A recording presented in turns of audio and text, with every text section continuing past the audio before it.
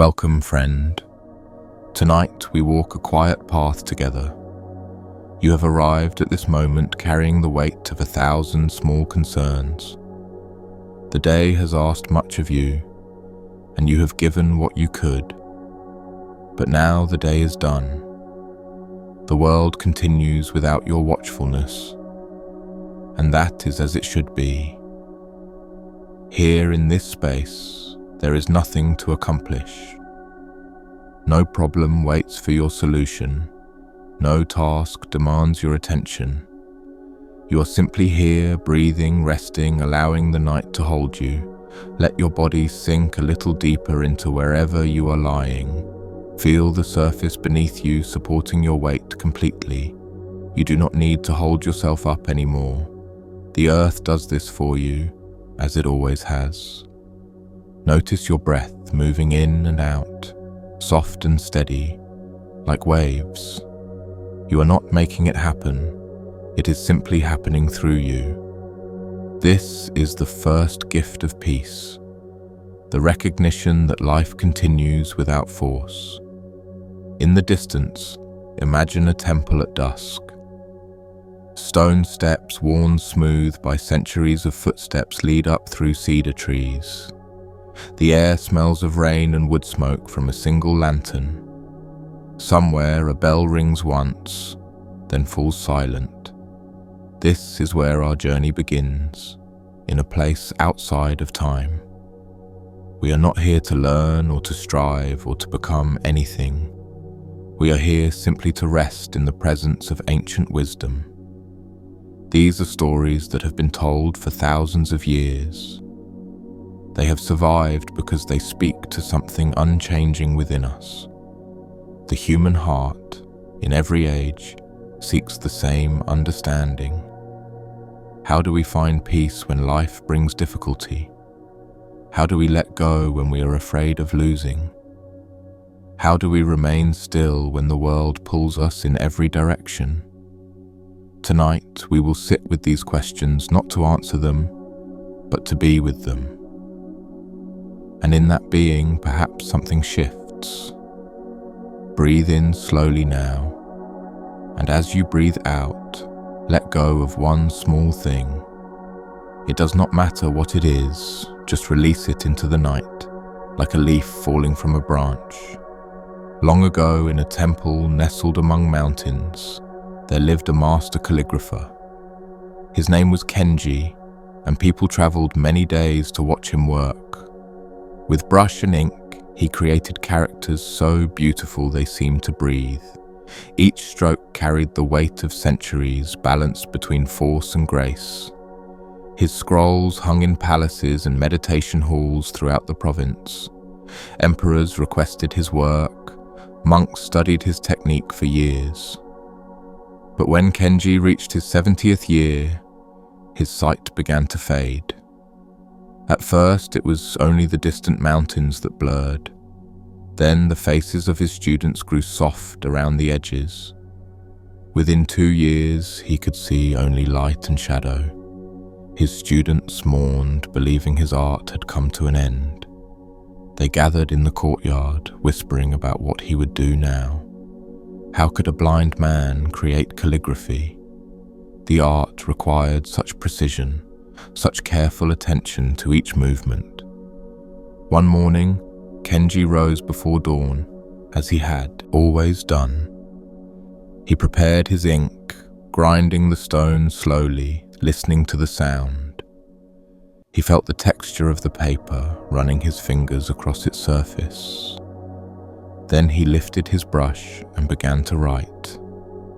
The students watched in silence, holding their breath. At first, they thought the characters would be crooked, uncertain, incomplete. But as the brush moved, something extraordinary happened. Each stroke was more fluid than before, more alive, more present. The characters seemed to dance across the page with a freedom they had never seen. When Kenji finished, he set down the brush and smiled. "For 50 years," he said, "I have been painting what I could see. Now I paint what has always been there." One student stepped forward, confused and amazed. "Master," he asked, "how can you create such beauty without seeing?" Kenji was quiet for a moment, feeling the morning breeze on his face. "When I could see," he said, "I was always judging my work. I compared each stroke to the one before, to the masters I admired. I worried about imperfection, about what others would think. My eyes showed me the world, but they also showed me my fear. Now, there is only the brush, the paper, and the breath between them. I do not paint what I think should be. I paint what is already trying to emerge." The students stood in silence, understanding something they could not yet name. True mastery, they realized, was not about control. It was about surrender. It was about trusting the hand to move as it needed to move, about allowing the work to become itself without interference from the mind. Kenji returned to his calligraphy, and his reputation grew even greater than before. People said his later scrolls contained a quality his earlier work had lacked. They called it presence, or grace, or the touch of the divine. But Kenji knew it was simpler than that. He had finally stopped trying to see, and in that stopping, everything became clear. Rest here for a moment. Let that story settle into the quiet spaces of your mind. You do not need to understand it fully. Understanding comes not through thinking, but through allowing. Notice your breath again, moving in and out, steady and soft. Feel how your body has relaxed even more since we began. Perhaps your shoulders have dropped or your jaw has softened. These small releases are the body's way of returning home. The story of the blind calligrapher speaks to something we all carry. We believe we must see clearly to move forward. We believe we must have control, must know the outcome before we begin. But life does not work this way. The most beautiful moments often arrive when we let go of seeing, when we stop trying to force the world into the shape we want. Think about your own life, gently, without judgment. Where are you still trying to see everything before you act? Where are you gripping the brush too tightly, afraid of making a mistake? What would happen if you trusted the movement itself? If you allowed your hand to paint what is already trying to emerge? These are not questions to answer now. They are simply invitations to notice. Let them rest in your awareness like stones in a clear pond. Breathe in, and as you breathe out, soften a little more. The night holds you. You are safe here. In another time, in another temple, there lived an old abbot named Shen. He was known for his strict adherence to meditation practice. Every morning at dawn, the monks would gather in the meditation hall. They would sit in perfect stillness for 2 hours before beginning their day. The practice had continued this way for decades, undisturbed and pure. But one spring, a small cat appeared in the temple gardens. She was grey and white, with green eyes that caught the morning light. No one knew where she came from, but she seemed content to stay. The monks fed her scraps from the kitchen and gave her a place to sleep. She became part of the temple, as much as the stones and the cedar trees. However, there was one problem that troubled Abbot Shen deeply. Every morning, during meditation, the cat would enter the hall. She would walk between the sitting monks, purring and brushing against their robes. Sometimes she would curl up on someone's lap, making it impossible to remain still. The monks tried to ignore her, but her presence was a constant distraction. After several weeks of this, Abbot Shen made a decision. Before meditation each morning, he would tie the cat to a post outside. She could not enter the hall, and the practice would remain undisturbed. This worked beautifully. The meditation sessions became peaceful again. The monks sat in perfect stillness, and the cat waited patiently outside. Years passed this way, and the routine became as fixed as the seasons. Tie the cat before meditation, release her afterward, return to stillness. Eventually, Abbot Shen grew old and passed from this world. A new abbot arrived, a young monk who had trained at another temple. He continued the practice exactly as he found it, including tying the cat. More years passed. The cat, too, eventually grew old and died. The monks grieved her loss, for she had been part of their lives. But the very next day, they began to worry. "We cannot have meditation," one monk said, "without first tying the cat. This is how it has always been done. This is the proper way." So they went into the village and brought back a new cat, a black cat this time, with yellow eyes and a long tail. Every morning they tied this cat to the post before meditation.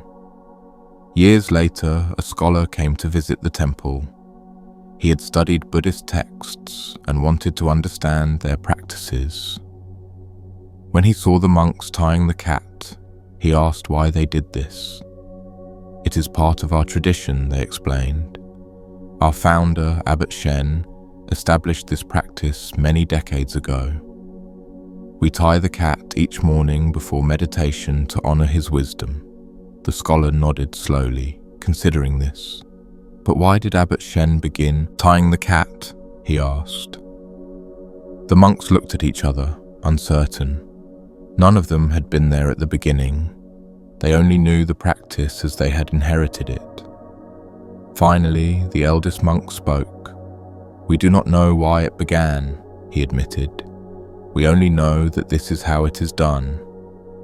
The scholar smiled gently and said nothing more. But that night he wrote in his journal, "The living wisdom became a dead ritual.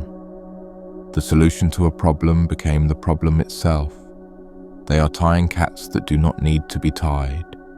They are solving a difficulty that no longer exists, and they call it tradition. Breathe deeply now, friend. Let the air fill your lungs completely, then release it slowly. Feel how each breath is both an arrival and a departure. Nothing is held, everything flows." This story asks us to look at our own lives with fresh eyes. How many cats are we tying that do not need to be tied? How many rituals do we perform because this is how it's done? How many rules do we follow without remembering why they began? The monks were sincere, they were devoted.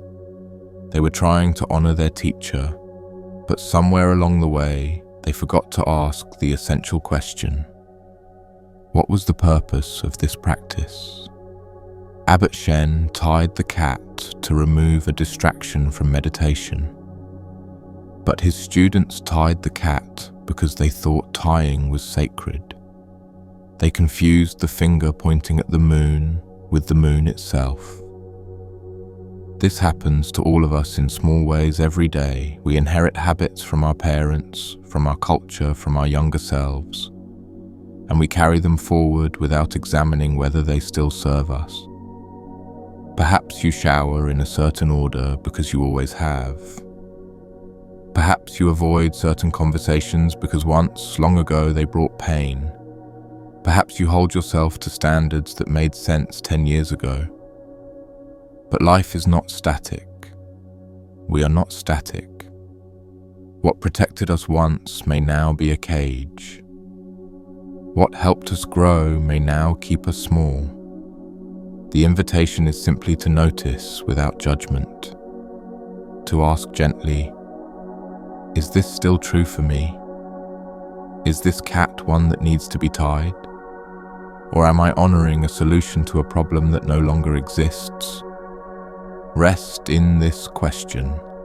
Let it move through you like water. There is no need to answer immediately. Awareness itself is the beginning of freedom. Breathe in peace, breathe out whatever no longer serves you. Let it go into the darkness, dissolving like mist. Picture now a different temple, this one built of pale stone. It sits at the edge of a forest where morning fog gathers thick. In this temple, there lived a young monk named Takashi. He had come seeking enlightenment after years of restless wandering. He had read every text, practiced every meditation, sought every teacher. But peace continued to elude him, always just beyond his grasp. His new master, an old woman named Yoko, spoke very little. She spent most of her days sweeping the temple steps or tending the garden. Takashi found this frustrating because he had come seeking teachings. He had questions about suffering, about karma, about the nature of mind. Surely she could share her wisdom, could guide him toward understanding. One afternoon, after working silently beside her for several hours, he finally spoke. "Master Yoko," he said, "I have come here to learn, but you do not teach, you do not speak, you only sweep. How am I to find enlightenment if no one shows me the way?" Yoko set down her broom and looked at him with kind eyes. "Come," she said, "walk with me." They walked together through the forest, following a narrow path. The trees grew thick overhead, filtering the afternoon light into soft patterns. Birds called from hidden branches, and insects hummed in the undergrowth. They walked for perhaps an hour, saying nothing, simply moving forward.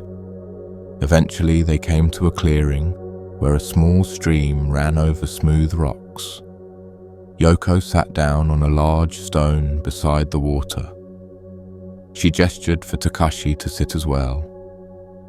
For a long time they simply sat there, listening to the stream. Then Yoko spoke. "Tell me," she said, "what is the sound of this water?" Takashi listened. "It is a rushing sound," he said, "like many small voices." Yoko nodded.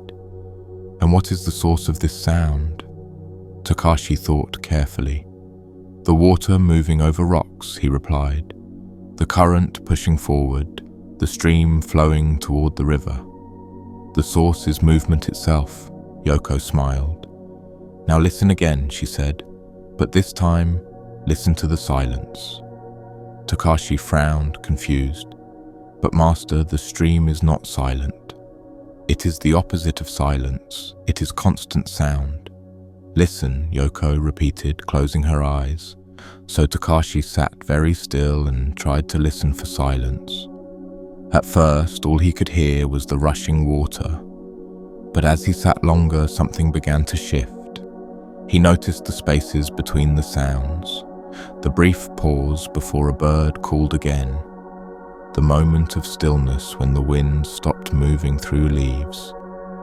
And beneath it all, like a canvas beneath paint, there was something vast, something that held all the sounds but was not itself a sound, a presence that existed before the water spoke and would remain after. "Yes," Yoko said softly, though he had not spoken. "You hear it now. The silence is not the absence of sound. It is the space in which all sound arises and returns. You have been seeking teachings, seeking words, seeking explanations. But truth does not live in explanations. It lives in the silence beneath them. I do not teach you with words because words cannot carry what you need. I teach you by sweeping, by walking, by sitting beside running water. I teach you by pointing to the silence that is always here. Takashi felt something open inside him, like a door he didn't know existed.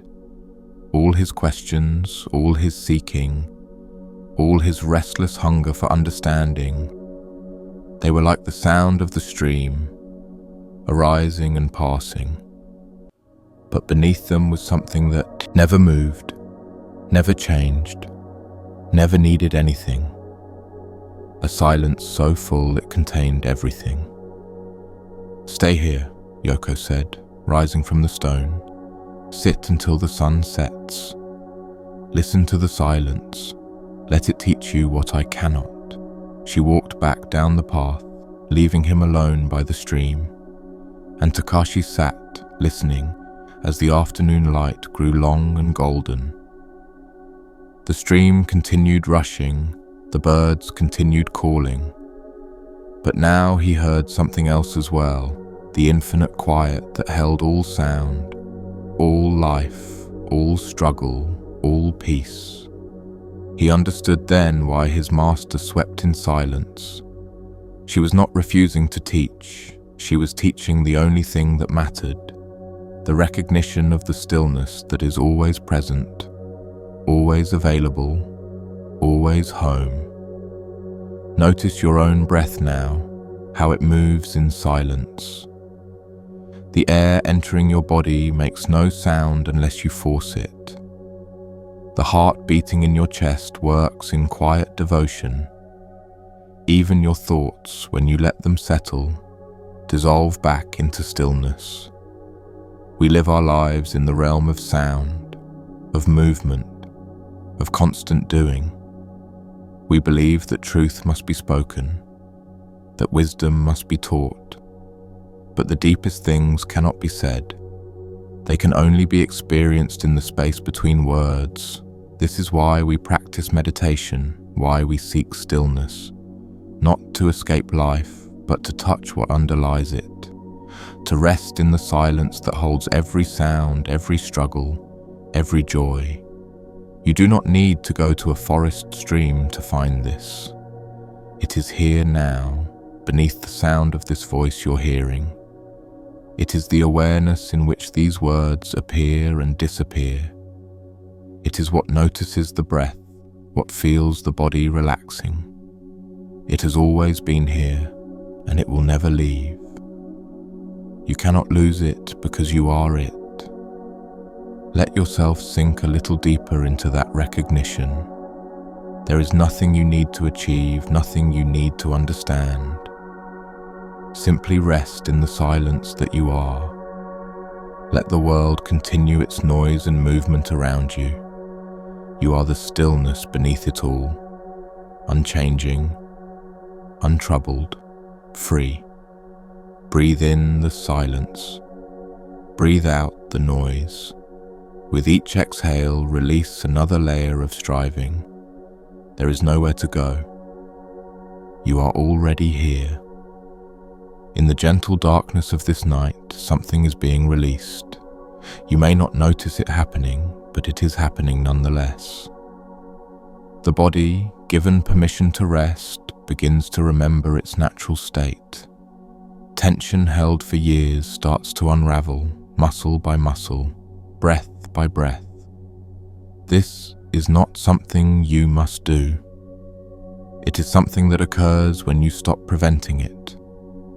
So much of what we call spiritual practice is simply the art of getting out of our own way. We do not create peace. We reveal it. We do not become enlightened. We recognize what we have always been.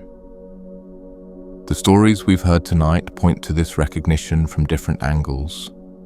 The blind calligrapher discovered that seeing was a form of interference. When he could no longer see, his hand moved with perfect grace. The temple monks forgot that rituals are meant to serve practice, not replace it. They tied cats to honor tradition, missing the point of tradition entirely. Takashi learned that truth cannot be taught, only pointed toward.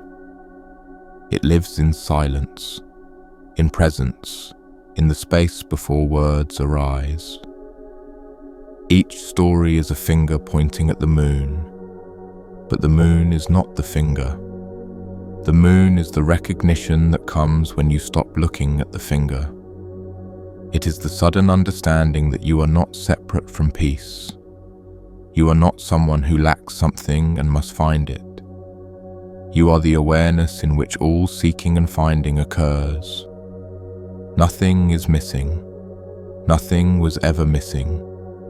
There is only this breath, this moment, this quiet presence, and it is enough. It has always been enough. Let yourself feel this truth, even if your mind resists it. The mind loves problems to solve, journeys to complete, goals to achieve. But here in this space, there is no journey. There is only arrival again and again into this moment. As you lie here breathing, you are practicing the art of being, not becoming, not improving, simply being. And in that being, something ancient and wise begins to stir. The part of you that knows how to rest, how to trust, how to let go. It has been waiting patiently beneath all your striving and worry. Now it rises to the surface like a gentle tide. It says, you can stop now. You can put down the burden you've been carrying. Not forever, perhaps. But for now, for this moment, you can rest. And in that rest, you will find what all the seeking could never provide. A simple peace, a basic okayness, a quiet sense that all is well. Not because everything in life is perfect, but because something beneath life is whole, and that wholeness is what you are. Breathe that in, let it fill you completely, then breathe out anything that says otherwise. Release the voice that says you're not enough, not ready, not there yet. Let it dissolve into the darkness, returning to the silence from which it came. You are here, you are breathing, you are aware, and that is the miracle we often overlook while chasing greater things. The miracle of simple presence, the miracle of being alive in this moment, capable of rest and awareness. This is the teaching, this is the path, this is the arrival. Everything else is commentary. If these words bring you peace, know that you are welcome to return here. This space exists for you whenever rest feels distant and the mind grows loud. You can come back to these stories, to this voice, to this invitation towards stillness. If you wish to mark this place so you can find it again, you may choose to subscribe. But that choice is entirely yours, made without pressure or obligation. What matters is not whether you return to this recording.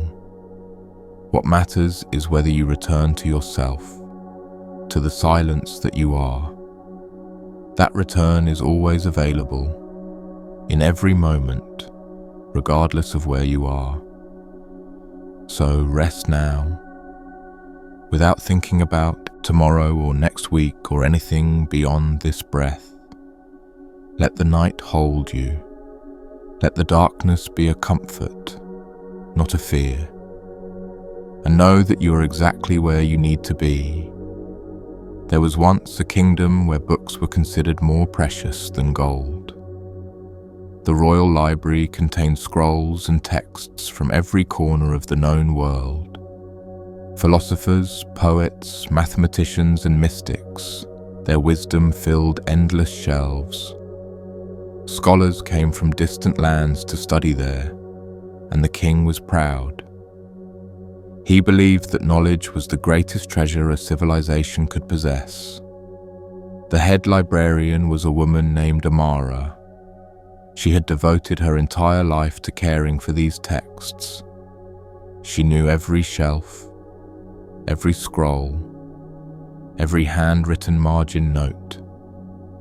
She could find any text in the darkness, guided by memory and love.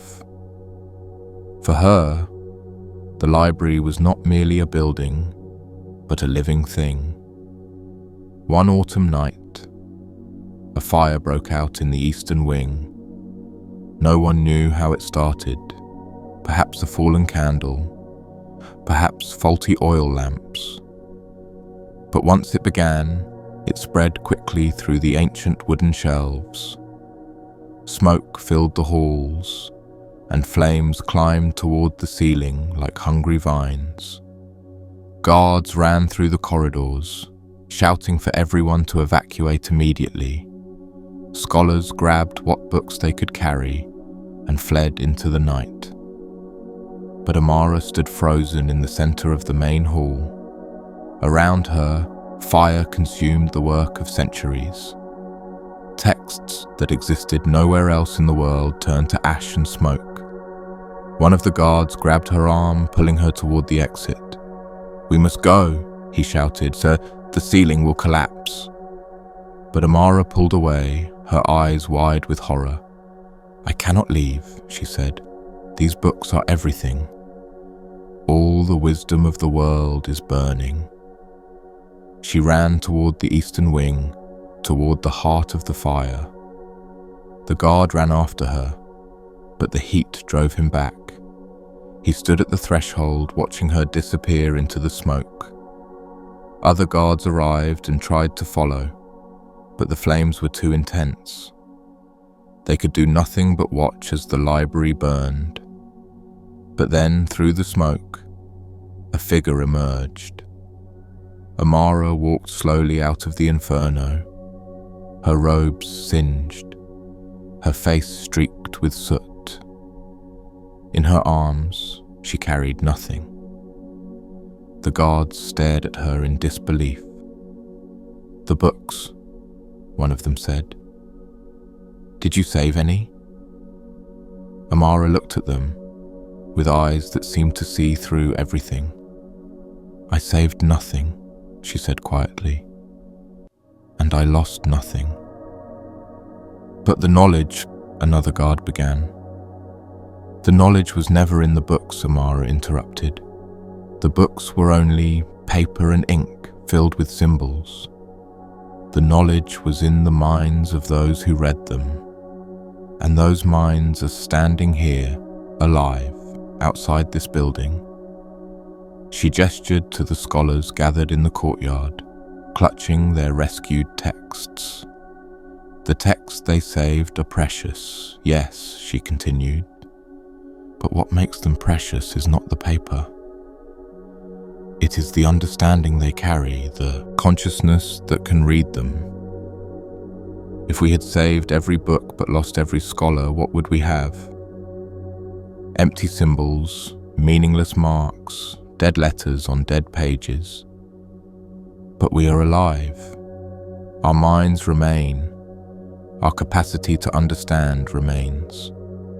And that capacity is the only library that truly matters." The guards stood silent, understanding something they couldn't quite name. The king himself arrived soon after, surveying the destruction with grief. "This is a catastrophe," he said. "Centuries of wisdom, lost forever." But Amara approached him calmly. "Your Majesty," she said, "nothing is lost that cannot be recreated. The books were valuable because wise people wrote them, and wise people still exist. We can write new books, discover new truths, build new understanding. What we cannot recreate is a human life, a thinking mind, a conscious heart. Tonight, every person escaped safely. Not a single life was lost. That is not a catastrophe. That is a miracle. The king looked at her for a long moment. Then he nodded slowly, his expression softening. "You are right," he said. "We have lost books, but we have not lost ourselves. And perhaps that is the teaching the fire came to deliver." In the months that followed, a new library was built. Scholars from across the kingdom worked together to rewrite what they remembered, and they discovered something unexpected in this process. Many of the texts they thought they needed were no longer necessary. Much of what had been preserved was repetition, commentary on commentary. What they wrote anew was clearer, more direct, more alive. The new library was smaller but more essential, and at its entrance they placed a stone inscription with Amara's words: "Knowledge is not stored in books, it lives in the mind that understands. Protect the life, and the wisdom will protect itself." Let these words settle into the quiet space of your awareness. There is something here about attachment, about what we think we cannot lose. We cling to objects, to memories, to versions of ourselves that no longer exist. We believe that if we lose these things, we lose something essential. But what is essential cannot be lost, because it is not a thing, it is the awareness that experiences things. The consciousness that knows you could lose every memory you have, every possession you own, and still something would remain. The something that is aware of loss, the something that continues, that breathes, that knows itself as alive. This is not to diminish the pain of losing what matters to us. Loss is real, and grief is a natural response to it. But beneath the loss, beneath the grief, something remains untouched. The you that existed before the loss still exists after. Not unchanged perhaps, but not destroyed. Consider your own life gently without forcing insight. What are you afraid of losing? What do you cling to, believing you cannot survive without it? A relationship, a job, a sense of who you are?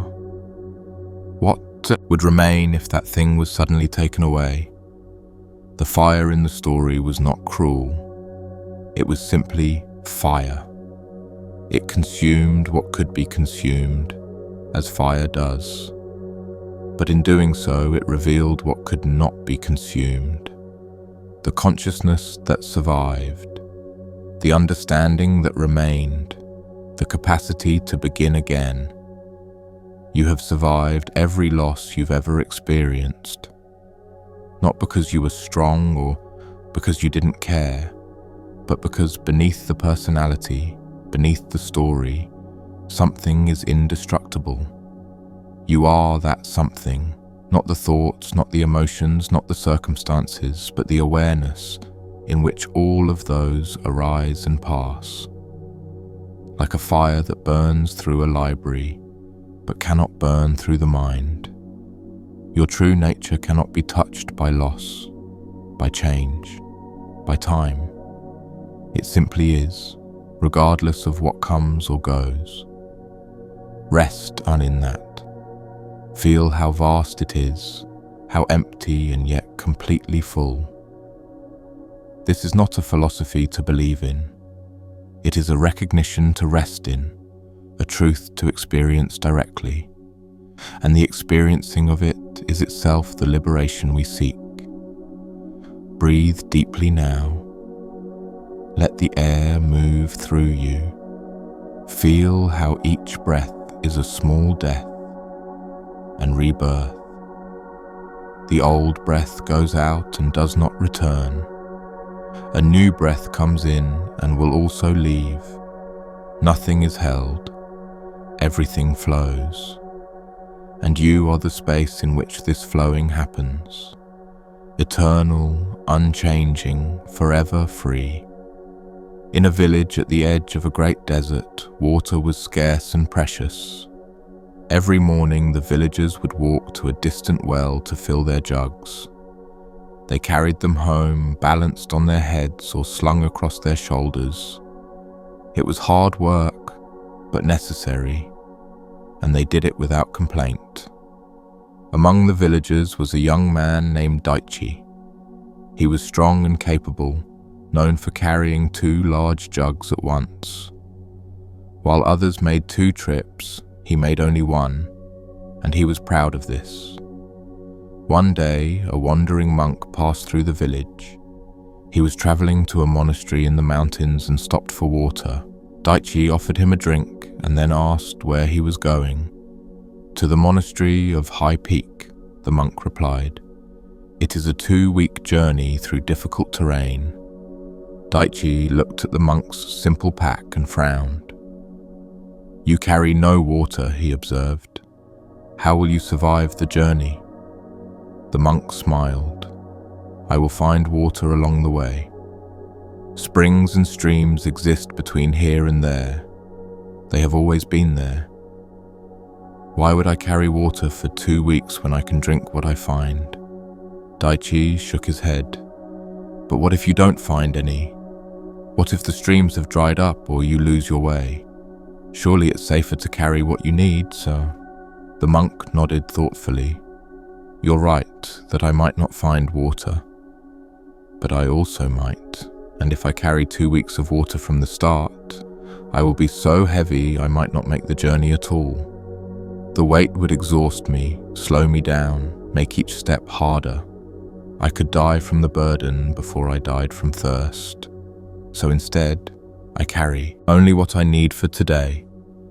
And when tomorrow comes, I will find what I need for tomorrow. Daichi didn't understand. This seemed foolish, reckless, irresponsible. How could anyone walk into the desert without preparing for every possibility? But the monk simply thanked him for the water and continued on his way. That evening, Daichi returned to the well to fetch water for the next day.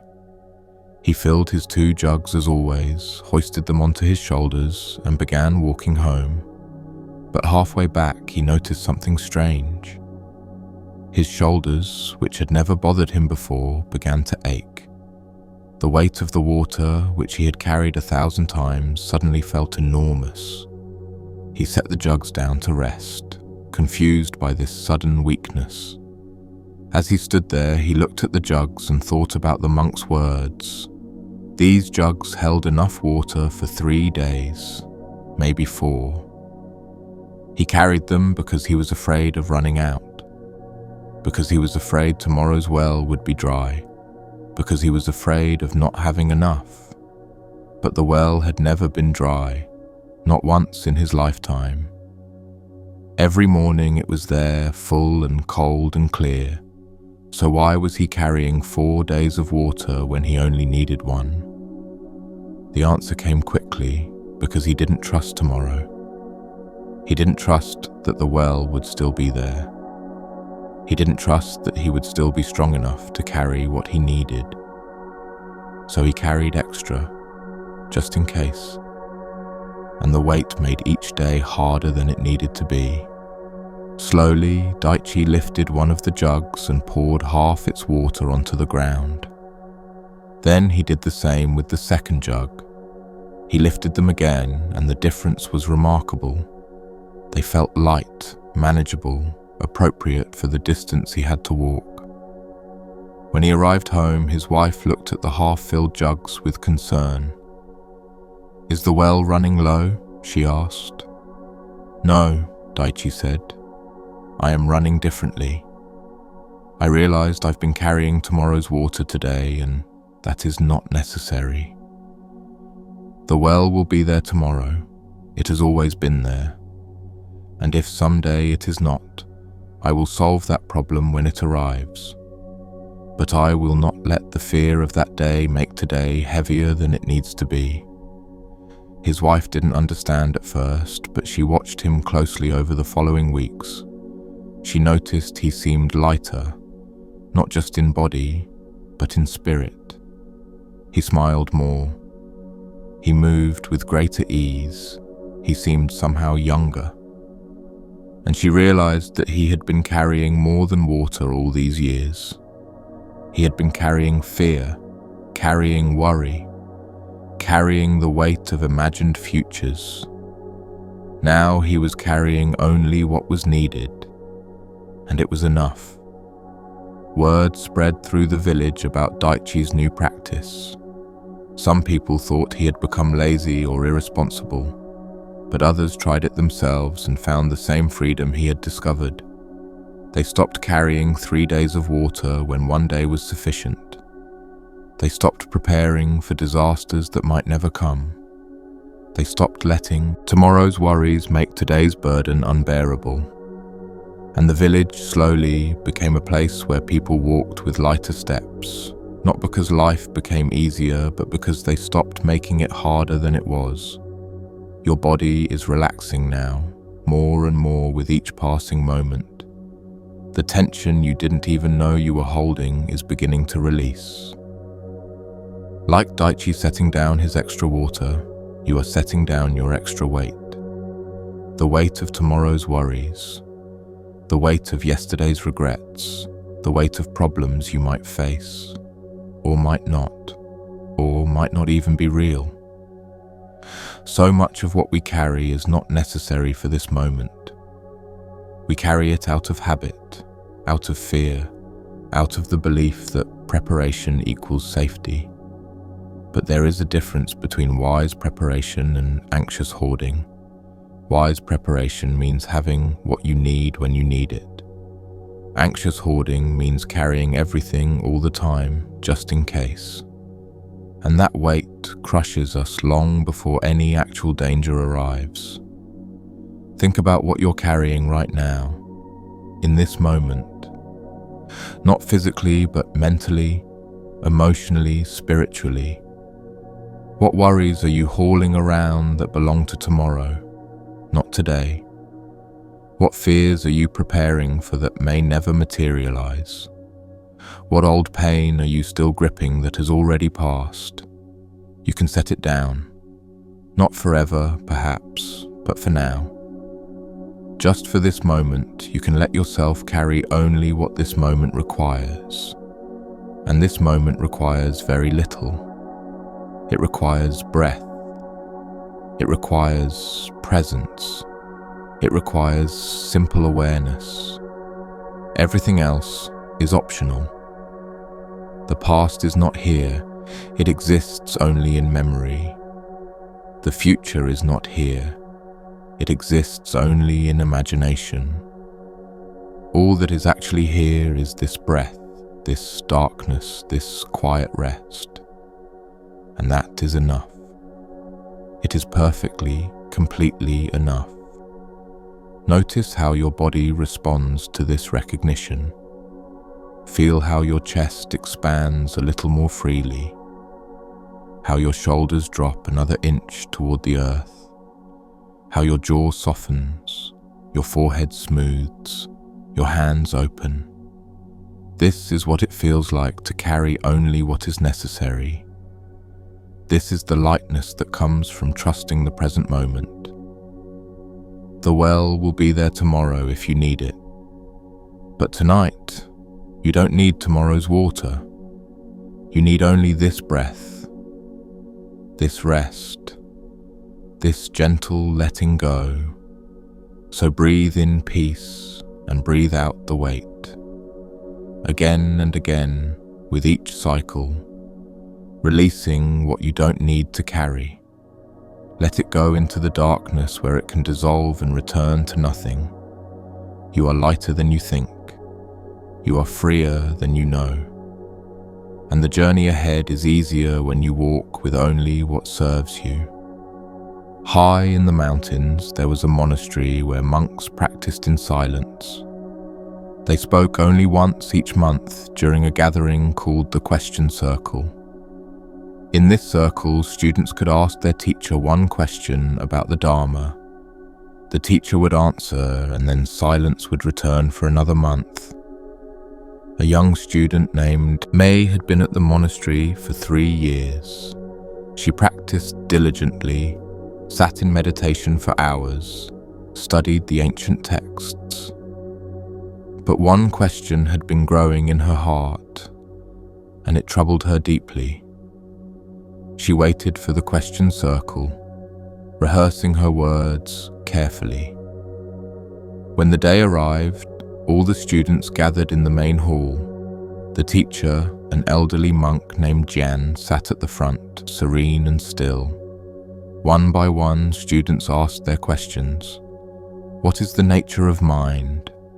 How can I overcome desire? What happens after death? Teacher Jian answered each question with patience and simplicity. His words were few, but they carried weight and clarity. Finally, it was May's turn. She bowed and spoke. Teacher, she said, I have practiced here for 3 years. I sit in meditation every day. I follow all the precepts. I study diligently. But I do not feel any different than when I arrived. I still get angry. I still worry. I still feel confused. When will I finally be transformed? When will the practice start to work? The other students shifted uncomfortably, recognizing their own doubts in her question. Teacher Jian sat very still, looking at May with gentle eyes. Then he asked, What color are the walls of this hall? May blinked, confused by the question. She looked around at the plain wooden walls. They are brown, teacher, she said, the natural color of cedar. And were they a different color when you first arrived 3 years ago? May frowned. No, teacher, they have always been this color. Then the walls have not transformed, Jian said. They remain as they were. And yet, are they not still beautiful? Are they not still useful? Do they need to become something else to fulfill their purpose? May opened her mouth to respond, then closed it, uncertain. Jian continued, his voice soft but clear. You say you still get angry, still worry, still feel confused. Tell me, when you arrived here, did you notice when you became angry? May thought back to her first months at the monastery. No, she admitted. I would just be angry, swept away by it. And now, when anger arises, what happens? May considered this. Now, I notice it. I see it happening. I still feel angry, but I'm aware that I'm angry. And does this awareness change the experience? Yes, May said slowly. It makes it less overwhelming. I'm not controlled by it in the same way. And the worrying you mentioned when you first arrived, did you recognize worry as worry? No, May said, understanding beginning to dawn. I just lived in worry. I thought my worried thoughts were truth, were reality. And now I see them as thoughts, just movements in the mind. They still appear, but I don't believe them as completely. Jian nodded. 3 years ago, you came here wanting to be transformed. You wanted to become someone who never gets angry, never worries, never feels confused. You wanted to become perfect, untouchable, beyond human emotion. But that is not transformation, that is escape. True transformation is not becoming someone else. It is seeing clearly who you already are. The anger has not gone away, but your relationship to it has changed. The worry has not disappeared, but your understanding of it has deepened. You are not beyond confusion. but you are no longer confused about confusion. This is the work. This is the practice. This is the transformation. Not becoming some imagined future self, but waking up to this present self, seeing clearly what is here, without resistance, without grasping. May felt tears rising in her eyes, though she couldn't say exactly why. Something inside her relaxed, some tight knot of expectation unraveling. "I've been waiting to become someone else," she said quietly. "Yes," Jian replied, "and that waiting has made you blind to what has already changed. The walls have always been brown, but now you see them with different eyes. You have always been yourself, but now you know yourself with different awareness. That is not nothing. That is everything." He paused, letting the silence fill the hall. Then he added, "The practice is not about working until something happens. The practice is about waking up to what is already happening. And you are waking up, May. You just didn't notice because you were looking elsewhere." The question circle ended, and the monks returned to silence. But May carried those words with her into her meditation. She stopped waiting for transformation and started noticing what had already transformed. And in that noticing, everything changed again. Not because she became someone new, but because she finally recognized who she had always been. Rest here in the darkness, in the quiet that holds you. You too may be waiting for transformation, waiting to become someone without anxiety, without doubt, without struggle. Someone enlightened, perfected, finally arrived at some imagined destination. But what if transformation is not about becoming that person? What if it's about recognizing what's already shifting, already changing, already here? You are not the same person who began listening to these words. Something has softened, something has released, something has settled. You may not feel dramatically different, but you are different. The breath is slower, the body is heavier, the mind is quieter. These are not small things. These are everything. And beyond tonight in your life, you have already changed in ways you cannot see. You are kinder than you were 5 years ago, even if you still feel unkind sometimes. You are wiser than you were a decade ago, even if you still make mistakes. You are more aware than you were yesterday, even if awareness sometimes fades. The practice is not about reaching some final state of perfection.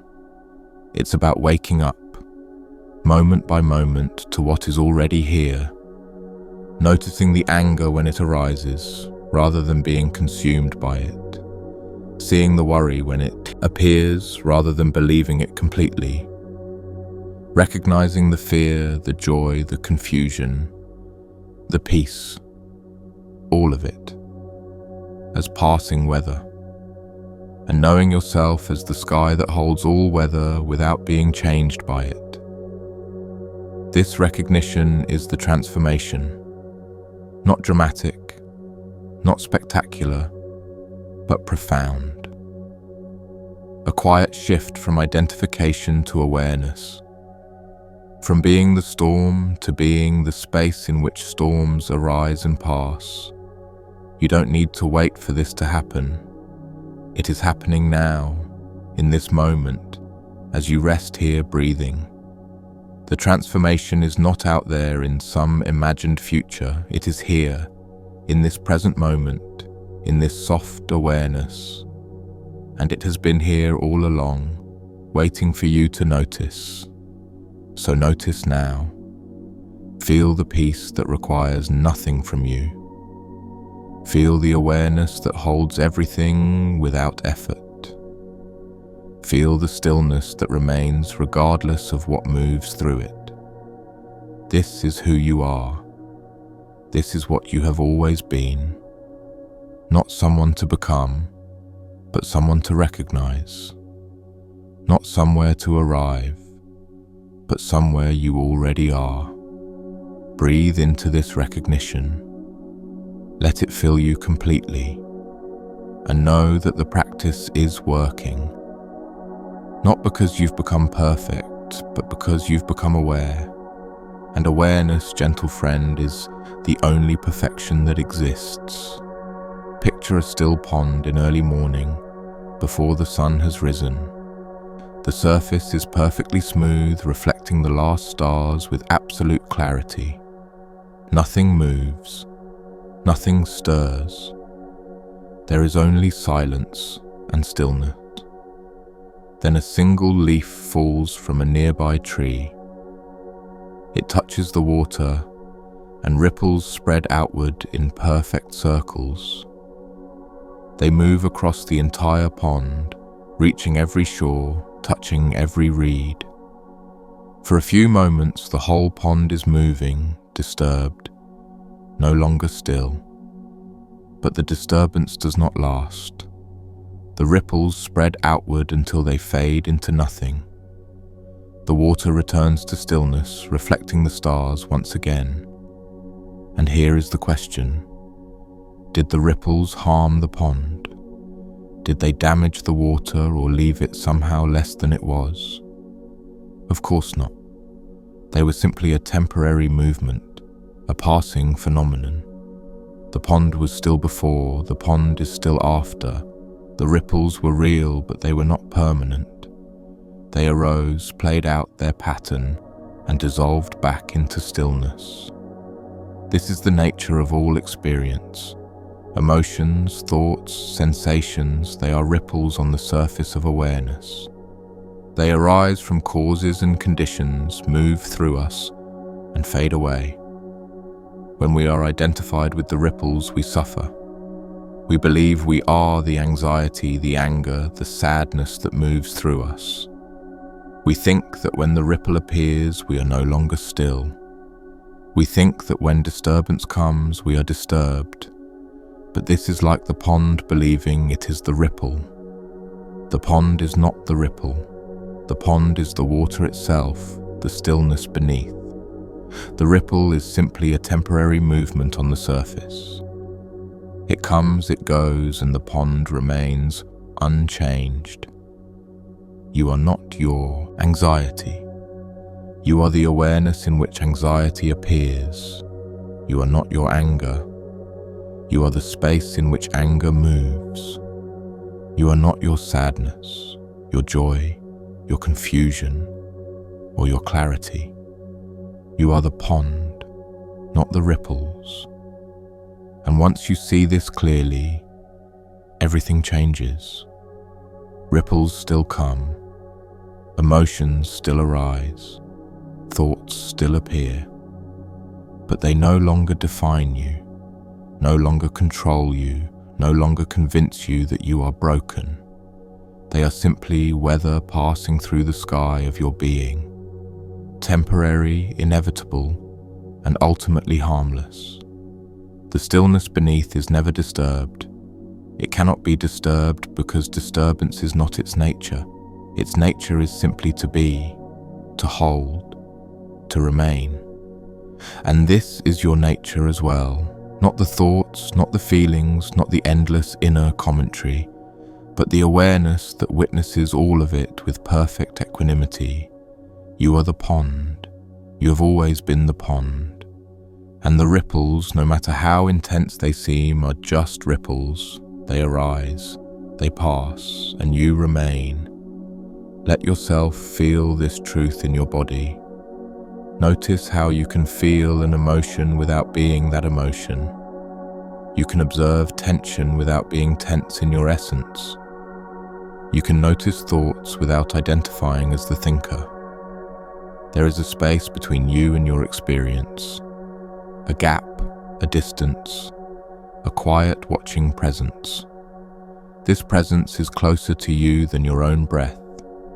It is what you are beneath all the changing experiences, and it is utterly, completely, eternally at peace. Rest in that peace now, let it hold you. Let all the ripples of the day, the week, the year move through and dissolve. They are not you, they never were. You are what remains when everything else passes.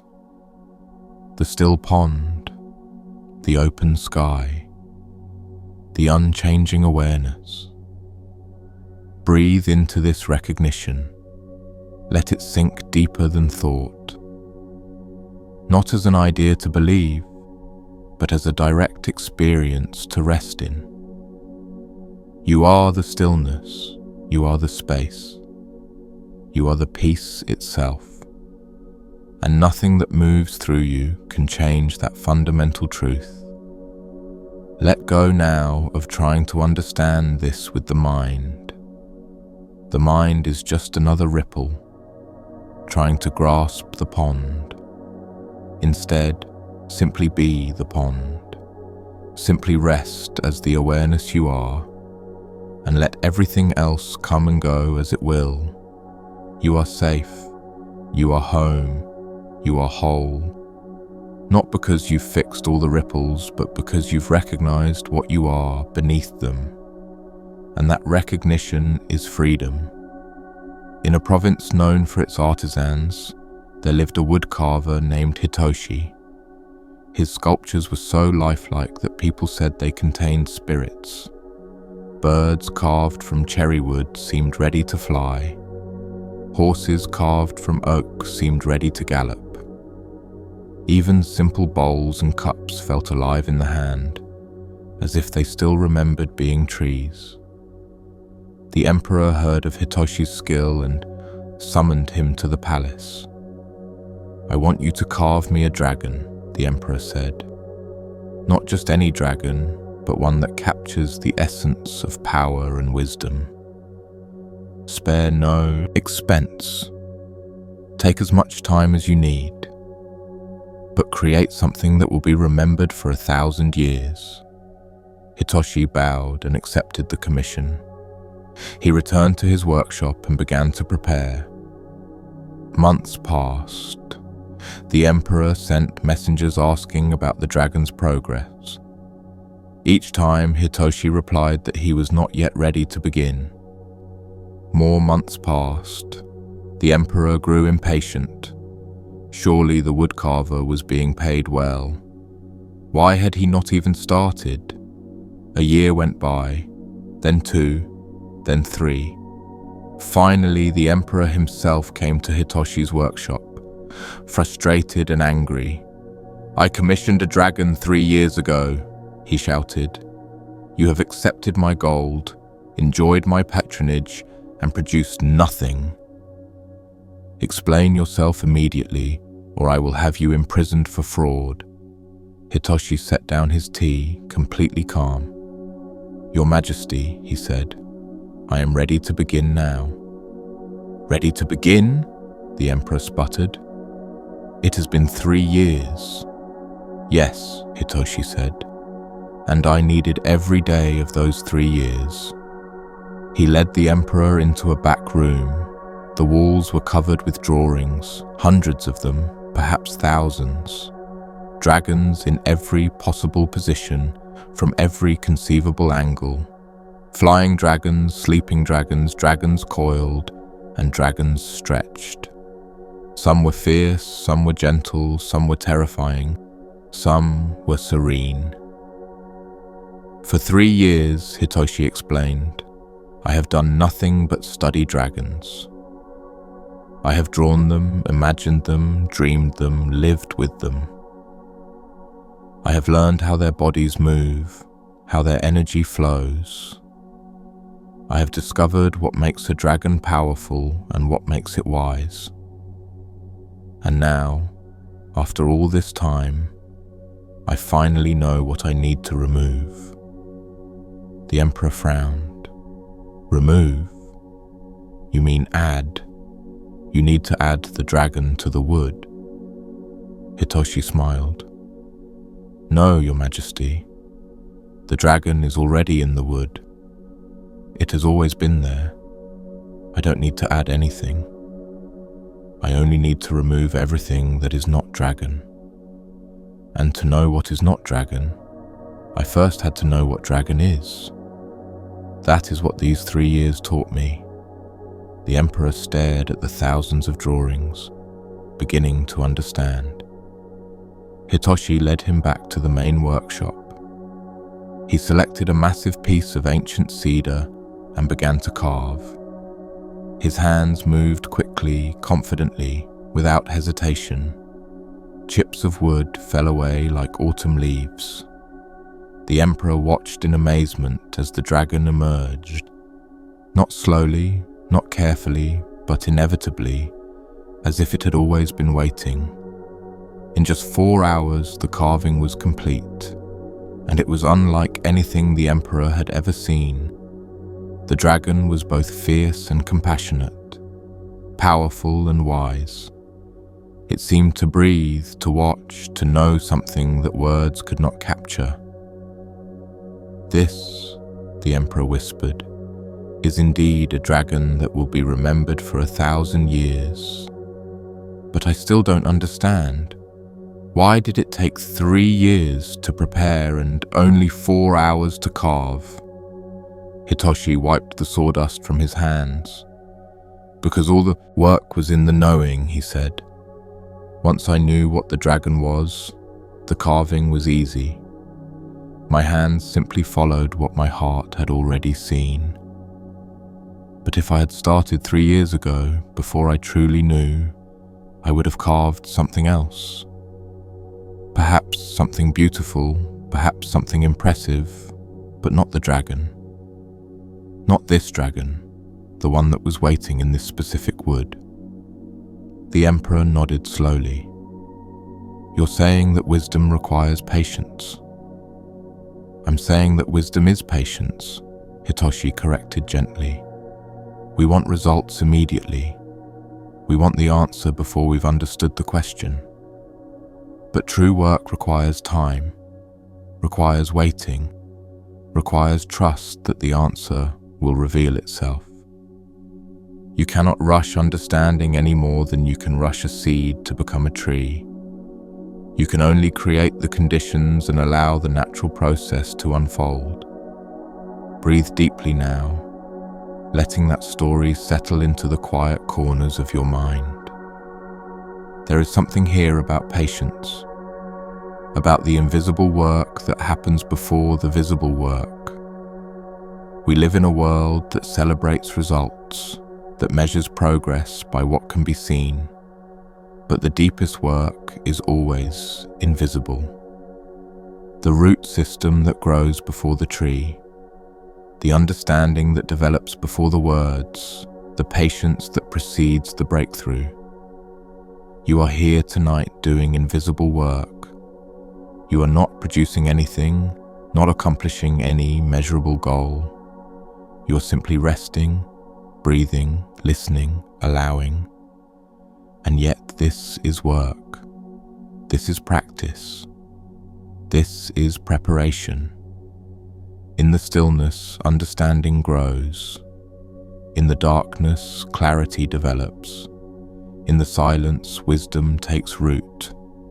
You cannot force this process. You can only create the conditions for it. And the conditions are simple: presence, patience, openness, rest. Nothing more complicated than that. Think about your own life, the areas where you feel stuck or frustrated. Perhaps you've been trying to force a solution, trying to carve before you know what to carve. Perhaps you've been judging yourself for not having results when the real work is still happening beneath the surface. The seed doesn't fail because it hasn't become a tree yet. It's doing exactly what it needs to do, in exactly the time it needs to do it. And so are you. The understanding you seek is developing in its own time. The change you hope for is happening at its own pace. The peace you long for is growing in the dark soil of your practice. You cannot see it yet, but it's there. And one day, like Hitoshi's dragon, it will emerge naturally, inevitably, perfectly. Not because you forced it, but because you allowed it. Not because you rushed it, but because you trusted it. So rest in this trust now. Let go of the need to see progress, to measure growth, to know if it's working. The practice is working. It's always working. Not in the way the mind expects, perhaps, but in the way the heart knows. Slowly, patiently, invisibly, perfectly. And when the time comes when the understanding is complete, the change will happen effortlessly, like wood chips falling away to reveal the dragon that was always there, like clouds parting to reveal the sky that was always clear, like sleep arriving when the body is finally ready to surrender. You are preparing for something even now, though you may not know what. And that preparation is sacred. It is necessary. It is exactly what needs to be happening. So breathe into the unknown. Trust the invisible process. And know that when the time is right, everything will become clear. Not through effort, but through patience. Not through force, but through faith. Not through doing, but through allowing. Let that be enough for now. Let this moment be enough. You are exactly where you need to be, doing exactly what you need to do, and that is perfect. There is a famous koan in Zen Buddhism. What is the sound of one hand clapping? Masters have given this riddle to students for centuries. Students struggle with it, think about it, try to solve it with their clever minds. Some clap with one hand against their leg. Some snap their fingers. Some sit in frustrated silence. But the koan is not asking for a clever answer. It's asking for a recognition that transcends answers. In a monastery where this koan was taught, a student named Yuki became obsessed with solving it. She sat with it for months, turning it over in her mind constantly. She barely slept. She barely ate. She could think of nothing else. Her teacher, Master Lin, watched this with concern. One morning, he called Yuki to his chamber. "You have been working with the koan for 4 months," he said. "Tell me, what have you discovered?" Yuki looked exhausted, her eyes red from lack of sleep. "I have discovered nothing, Master," she admitted. "Only frustration. I have tried everything. I have thought in circles. I have meditated until my legs went numb. But I cannot find the answer. I cannot hear the sound of one hand clapping." Master Lin nodded slowly. "Let me ask you something else," he said. "When you hear the sound of 2 hands clapping, what do you hear?" Yuki frowned. This seemed like a pointless question. "I hear the sound, Master, the clap, the noise they make together. And before the clap, before the hands meet, is the sound already there?" "No," Yuki said. "The sound comes from the meeting. So the sound is not in one hand or the other. It's in the space between them." "Yes, I suppose so." "And if there is no meeting, no space for meeting, can there be sound?" "No, Master." Lin sat quietly, letting her sit with this for a moment. Then he asked, "What is the space between your thoughts?" Yuki blinked, caught off guard by the shift. I don't know. There isn't really space between my thoughts. One thought leads to another. They're constant, overlapping. So you have never experienced silence. Well, sometimes in meditation there are brief gaps, but they're very short. And in those gaps, What do you hear? Yuki struggled to remember. Nothing, I suppose, just quiet. Just quiet, Lin repeated. The sound of one hand. Yuki stared at him, something beginning to shift in her understanding. You have been trying to find a sound, Lin continued, but the koan is not asking you to find anything. It's asking you to recognize what's there when there's nothing to find. Two hands clapping make sound. That is relationship, that is duality, that is the world of things interacting. But one hand alone makes no sound. It exists in perfect silence, and that silence is not empty. It's completely full of potential, full of space, full of the possibility of every sound. This is the nature of consciousness before thought divides it. Before the two hands meet and create noise, there is one hand, silent and complete. You've been searching for the sound of one hand by trying to make it clap, but it's already sounding. You just can't hear it because you're listening for noise. Yuki felt something crack open inside her, like ice breaking on a spring river. The silence is the sound, she whispered. Lin smiled. The silence is everything. It contains all sound, all music, all noise. But we don't notice it because we're so captivated by the clapping. We think silence is nothing, is absence, is emptiness. But it's the ground of being. It's what allows sound to exist at all. Without silence, there could be no sound. Without stillness, there could be no movement. Without the space between thoughts, there could be no thoughts. And what you are in your deepest nature is that silence. Not the thoughts that arise in it, but the space that holds them. Not the sounds that play through it, but the awareness that hears them. This is the sound of one hand, the sound that isn't a sound, the clapping that happens before there's anything to clap. Yuki sat with this, and for the first time in months, her mind stopped struggling. She stopped trying to solve the koan and simply rested in not knowing. And in that rest, she heard it. Not with her ears, but with something deeper.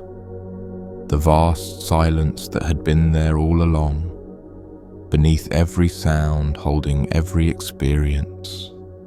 The sound of one hand, which was no sound at all.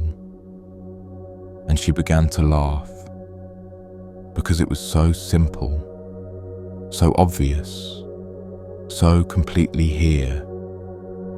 She had been looking for something extraordinary, something difficult to find, but she was already it. She had always been it. The silence looking for silence, the space looking for space, the one hand trying to hear itself, when all it needed to do was stop clapping. Rest in this recognition now, dear friend. Feel the silence that holds these words as they arrive and disappear. Notice the space between thoughts, however brief it may be. That space is not nothing, it's everything. It's the awareness you are, the consciousness that witnesses all experience, and it's completely, perfectly, eternally silent. Not silent because sound is absent, but silent in its essential nature, like the space in a room that's not affected by what moves through it. The space doesn't become less spacious when it's filled with furniture, and the silence you are doesn't become less silent when thoughts arise. It simply holds them, watches them, allows them to be. Without resistance, without attachment, without any sense of being disturbed. This is your true nature. This is what you've been looking for all along, not something to achieve or attain or become, but something to recognize, to rest in, to remember. You are the silence beneath the noise, the stillness beneath the movement, the space in which all experience arises and returns. And recognizing this is not the end of struggle, perhaps, but the end of struggling against struggle. It's the understanding that even struggle is just another wave in the ocean, another sound in the silence, another movement in the stillness. And you are not the wave. You are the ocean itself. Let yourself sink into this now. Let the recognition deepen, not through thinking about it, but through being it. Simply rest as the silence you are. Let all sounds come and go. Let all thoughts rise and fall, and remain as the space that holds everything without being touched by anything. This is peace. This is freedom. This is home. Not out there somewhere, but here, always here, closer than your own breath. The sound of one hand sounding eternally in the silence of your being. In a village surrounded by rice fields, there lived an old woman named Sato. She was known for her kindness, her wisdom, and the beautiful garden she tended. Every morning she would work in her garden, pulling weeds and watering flowers.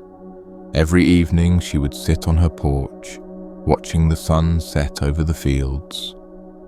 People came to her with their problems, and she always listened with patience. But those who knew her well noticed something strange about her routine. Every morning, before going to her garden, she would walk to the village well. She would fill a large clay pot with water and carry it home. But she never used this water for her garden or for cooking or for drinking. She simply set it in the corner of her house, covered with a wooden lid. The next morning she would dump the water on the ground outside her door. Then she would walk back to the well and fill the pot again. This went on for years. No one understood why she did it. One day, a young traveler named Kenji stopped in the village. He stayed with Sato for a week, helping her in the garden in exchange for meals. On his last morning, he watched her carry the pot to the well as always. When she returned, he finally asked, "Grandmother, why do you carry that water every day? You never use it. You only dump it out and fetch more. It seems like a lot of work for nothing." Sato set down the pot and smiled at him. "You're right," she said. "It is a lot of work for nothing." "That's exactly the point." Kenji frowned, confused. "I don't understand." Sato gestured for him to sit on the porch with her. "When I was young," she began, "I was married to a man who hurt me. He was cruel with his words and sometimes with his hands. For 20 years I lived in fear and pain. I carried that pain everywhere, like a heavy pot that I couldn't set down. Even after he died, even after I was finally free, I still carried it. Every thought was colored by what he had done to me.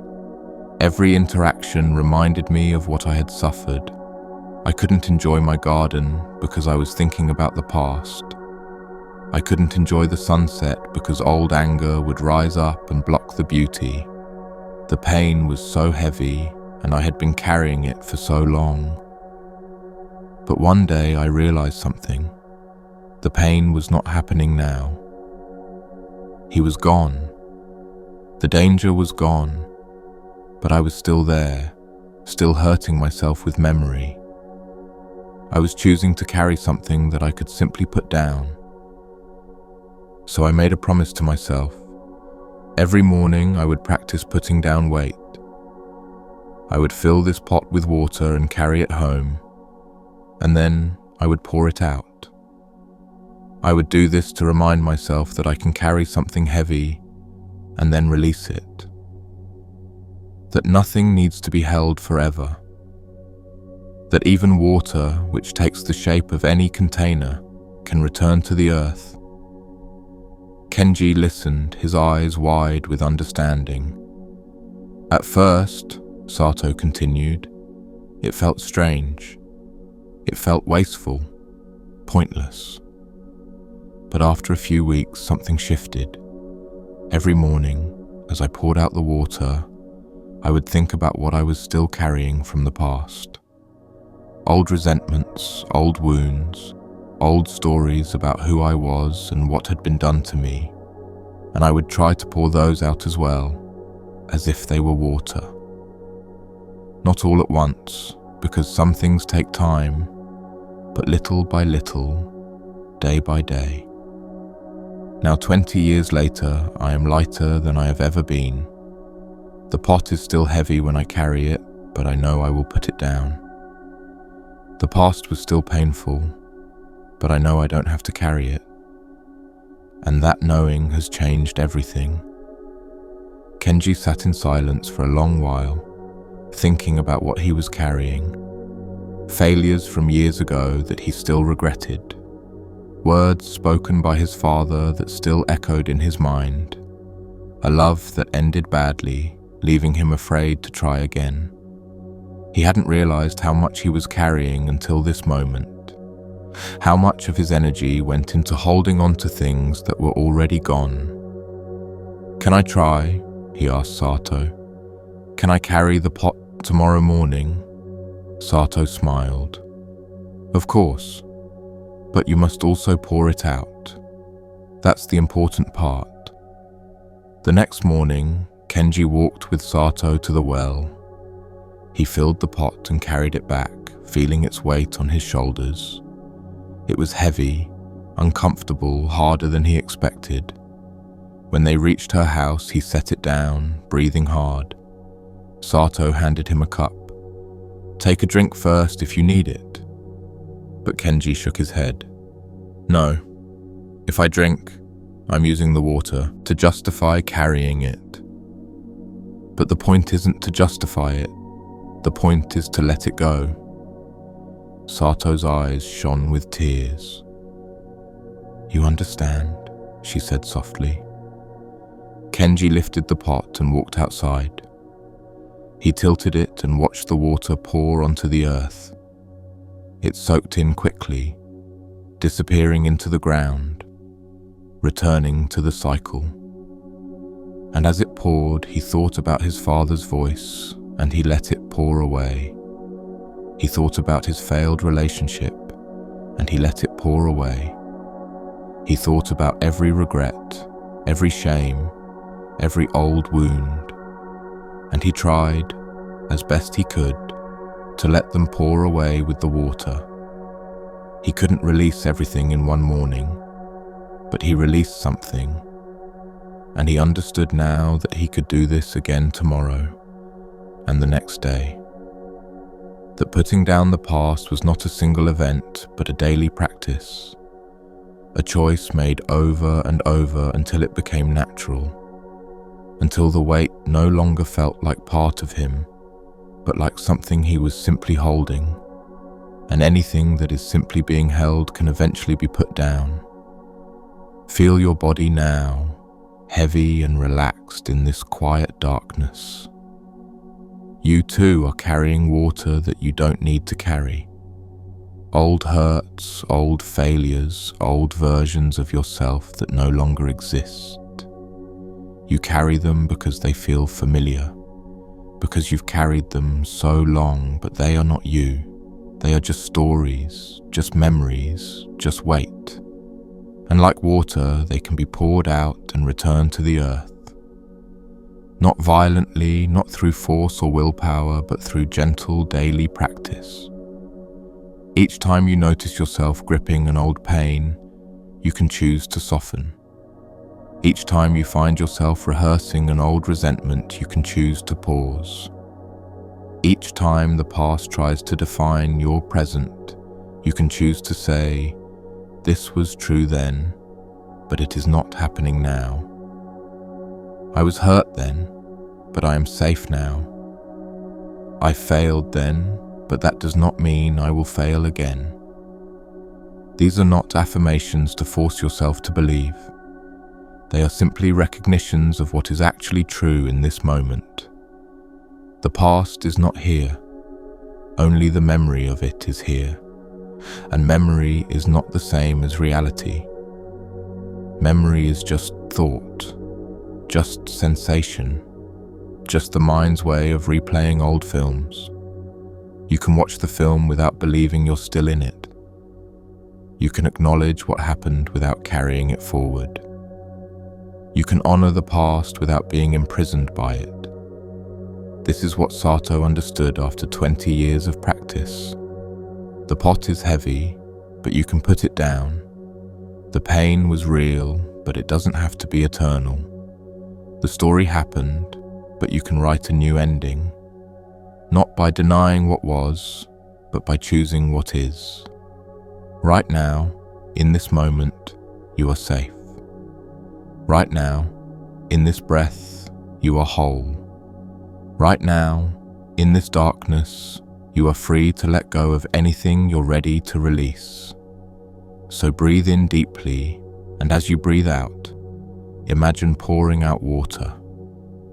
Let it carry away something you've been holding, a judgment you've been making about yourself, a regret you've been replaying endlessly, a fear you've been feeding with your attention. Pour it out into the darkness and let it dissolve. Do this again with the next breath, and the next, and the next. Not trying to empty yourself completely in one night, but practicing the art of release, the skill of letting go. Little by little, day by day, you become lighter, until one day you realize you've been walking unburdened for a while. Until one day you notice the sunset without old pain blocking the beauty. Until one day you understand that the past is just water, and water always finds its way home. Winter came to the mountain monastery, bringing heavy snow with it. The monks woke one morning to find everything transformed. The paths were buried, the gardens were hidden, the trees bowed under white weight. It was beautiful and also difficult, as winter always is. The monks began their work, shoveling paths from building to building. It was hard labor, and they had to reshovel the same paths every day, because every night new snow would fall and cover their work. One young monk named Taro became frustrated by this. "Why do we bother?" he asked the others. "We clear the path, and the snow covers it again. We make progress, and it's undone overnight. What is the point?" The older monks said nothing, just continued shoveling. But the abbot, hearing this, called Taro to his chamber that evening. "You are troubled by the snow," the abbot said. "Yes, master," Taro admitted. "It feels pointless. We work so hard, and nothing lasts." The abbot nodded. "Come with me tomorrow morning before the others wake." The next morning, in the hour before dawn, Taro met the abbot in the courtyard. Fresh snow had fallen during the night, covering yesterday's work completely. The abbot handed Taro a shovel and said, "Clear a path to the meditation hall." Taro did as instructed, working in the pre-dawn darkness. His breath made clouds in the cold air. When he finished, the path was clear, dark earth showing between white banks. "Good," the abbot said. "Now sit here with me and wait." They sat on the temple steps, watching as the sky slowly lightened. Birds began to wake. The world gradually turned from black to grey to soft blue. And then the sun rose over the mountains and everything changed. The snow caught the light and became gold, then pink, then blazing white. The path Taro had cleared was a dark line through this brilliant landscape. It was beautiful in a way he hadn't noticed yesterday while focused on the work. "Do you see?" the abbot asked. "The snow is beautiful," Taro said, "but I don't understand what this teaches me about the frustration." "Look more closely," the abbot said. "Look at the path you cleared." Taro looked. The path was already dusted with new snow blown by the wind. In an hour, it would need to be cleared again. "The path is disappearing already," Taro said, "which is exactly what frustrates me." "Yes," the abbot said, "and it will continue to disappear. For 3 more months, you will shovel this path every day. For 3 months, the snow will fall and cover your work. But tell me, is the snow your enemy?" Taro frowned. "I don't know. It feels like it sometimes." "The snow is not for you or against you," the abbot said. "The snow is simply doing what snow does. It falls, it covers, it melts, it returns. It doesn't know you exist. It doesn't care about your path. It is not personal. It is not punishment. It is simply nature being nature. And your frustration comes not from the snow, but from your belief that things should stay the way you make them." Taro sat with this, watching his breath in the cold air. "You believe," the abbot continued, "that good work should be permanent. That if you do something well, it should remain done. But this is not how life works. Nothing remains done. Paths get covered, dishes get dirty again, gardens grow weeds, floors gather dust. Life is not a problem to be solved once and for all. It's a process to engage with daily. The path needs clearing, so you clear it. Not to make it permanently clear, but because today it needs clearing. Tomorrow it will need clearing again, and you will clear it again. This is not futility. This is practice. This is life. The snow teaches us that impermanence is not our enemy. It's simply reality. And when we stop fighting reality, we stop suffering." Taro felt something shift in his chest, a tightness releasing. "So I'm not shoveling the path to keep it clear forever," he said slowly. "I'm shoveling because right now, the path needs shoveling." "Yes," the abbot said, "and that is enough. That is complete in itself. You are not in a war against the snow. You are in a dance with winter. The snow falls, you clear. The snow falls, you clear. This is the rhythm of the season. Fighting this rhythm creates suffering. Accepting it creates peace." They sat together as the sun rose higher, warming the air slightly. Other monks began to emerge, starting their morning routines. Someone rang the bell for meditation. Someone started sweeping a different path. Life continued its patterns, its cycles, its endless returning. "One more thing," the abbot said as they stood to go inside. "Notice how the snow doesn't resist melting. When spring comes, it doesn't fight to remain. It simply changes form, becomes water, flows away, returns to the sky. This is the final teaching. Don't just accept impermanence in what you do. Accept it in what you are. You too are like snow, temporary, changing, returning. And there is profound freedom in that recognition." Taro bowed, understanding something he couldn't put into words.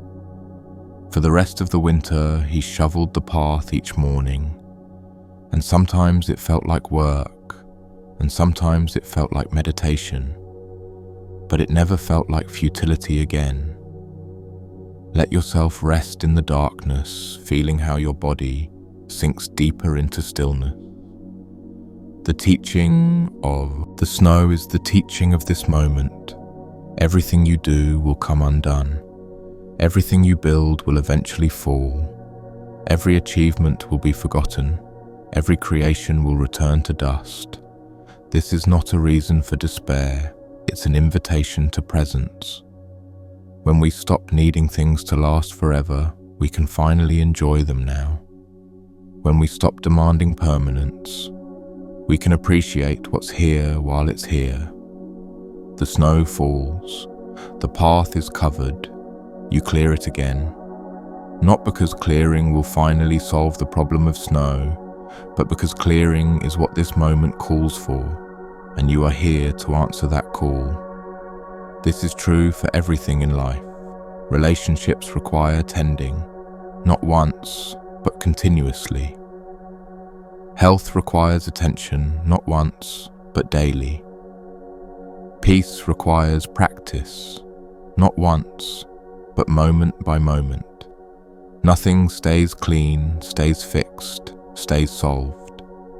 Everything returns to entropy, to disorder, to the natural state of change. And this is not a flaw in the universe. This is how the universe works. This is life renewing itself, creating space for something new. The snow melts so spring can come. The path gets covered so you can practice clearing it. The problem returns so you can practice solving it again. And each time you engage, you're not going backward. You're deepening the practice. You're strengthening the capacity. You're learning that you can meet life as it is, not as you wish it would be.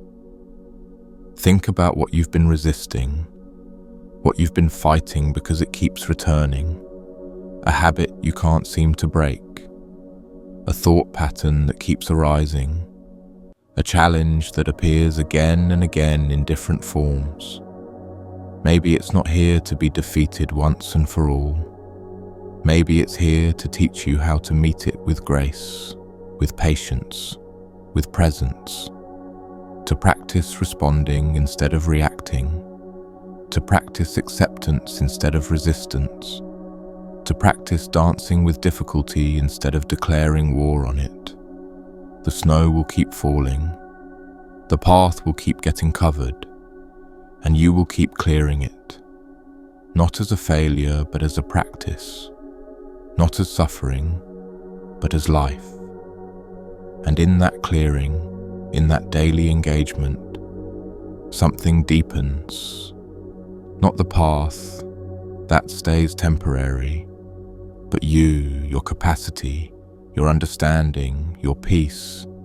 This is the teaching, this is the practice, this is the way.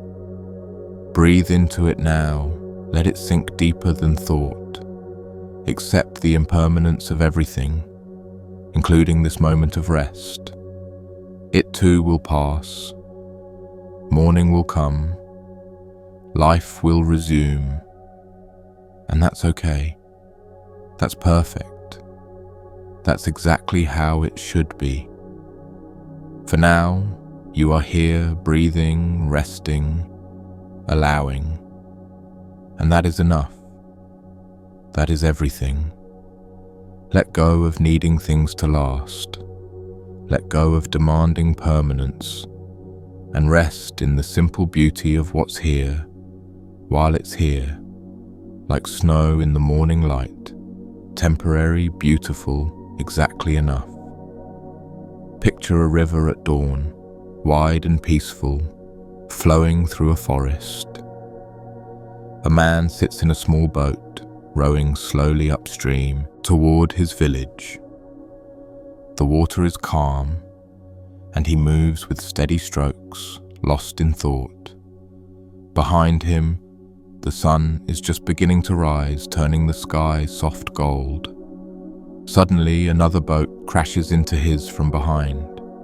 The impact is strong, knocking him forward, nearly throwing him into the water. He grabs the sides of his boat to steady himself, his heart pounding. Immediately, anger surges through him. Who could be so careless, so reckless? He turns around, ready to shout at the person who hit him. But when he looks, he sees that the other boat is empty. There's no one in it at all. It must have come loose from its mooring and drifted downstream. The boat didn't mean to hit him. It wasn't being careless or rude, it was simply floating, following the current, doing what empty boats do. And in that moment, all the man's anger disappeared. How can you be angry at an empty boat? How can you take it personally when there's no person involved? He pushed the empty boat away gently, watched it drift past and continued rowing. His heart settled. His peace returned. The incident was already forgotten.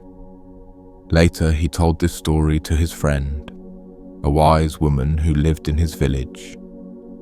"It was strange," he said. "I was so angry until I saw the boat was empty. But if there had been a person in the boat, I would have stayed angry all day. I would have imagined they were careless or mean or targeting me somehow. Why does it matter if the boat is empty or not?" His friend smiled. "That's the question, isn't it?" She gestured to a wooden bench, and they sat together looking at the river. "People are like empty boats most of the time," she said. "They drift through life, carried by currents they don't understand, pushed by past pain, pulled by unconscious fears, moved by forces beyond their awareness. When someone hurts you, they are almost never doing it to you. They are just doing what their pain, their fear, their history makes them do. They are an empty boat that happened to crash into you. But we take it personally. We create a story about why they did it. We imagine intention, malice, targeted cruelty. We make it about us. And in doing so, we turn an empty boat into an enemy. The man sat quietly considering this. "So you're saying I should never be angry when someone hurts me?" "I'm saying," his friend replied, "that you can choose how you respond. If someone hits you with an empty boat, you don't need to carry anger. You can simply push the boat away and continue your journey. And most people, most of the time, are empty boats. They're not awake enough to intend what they do.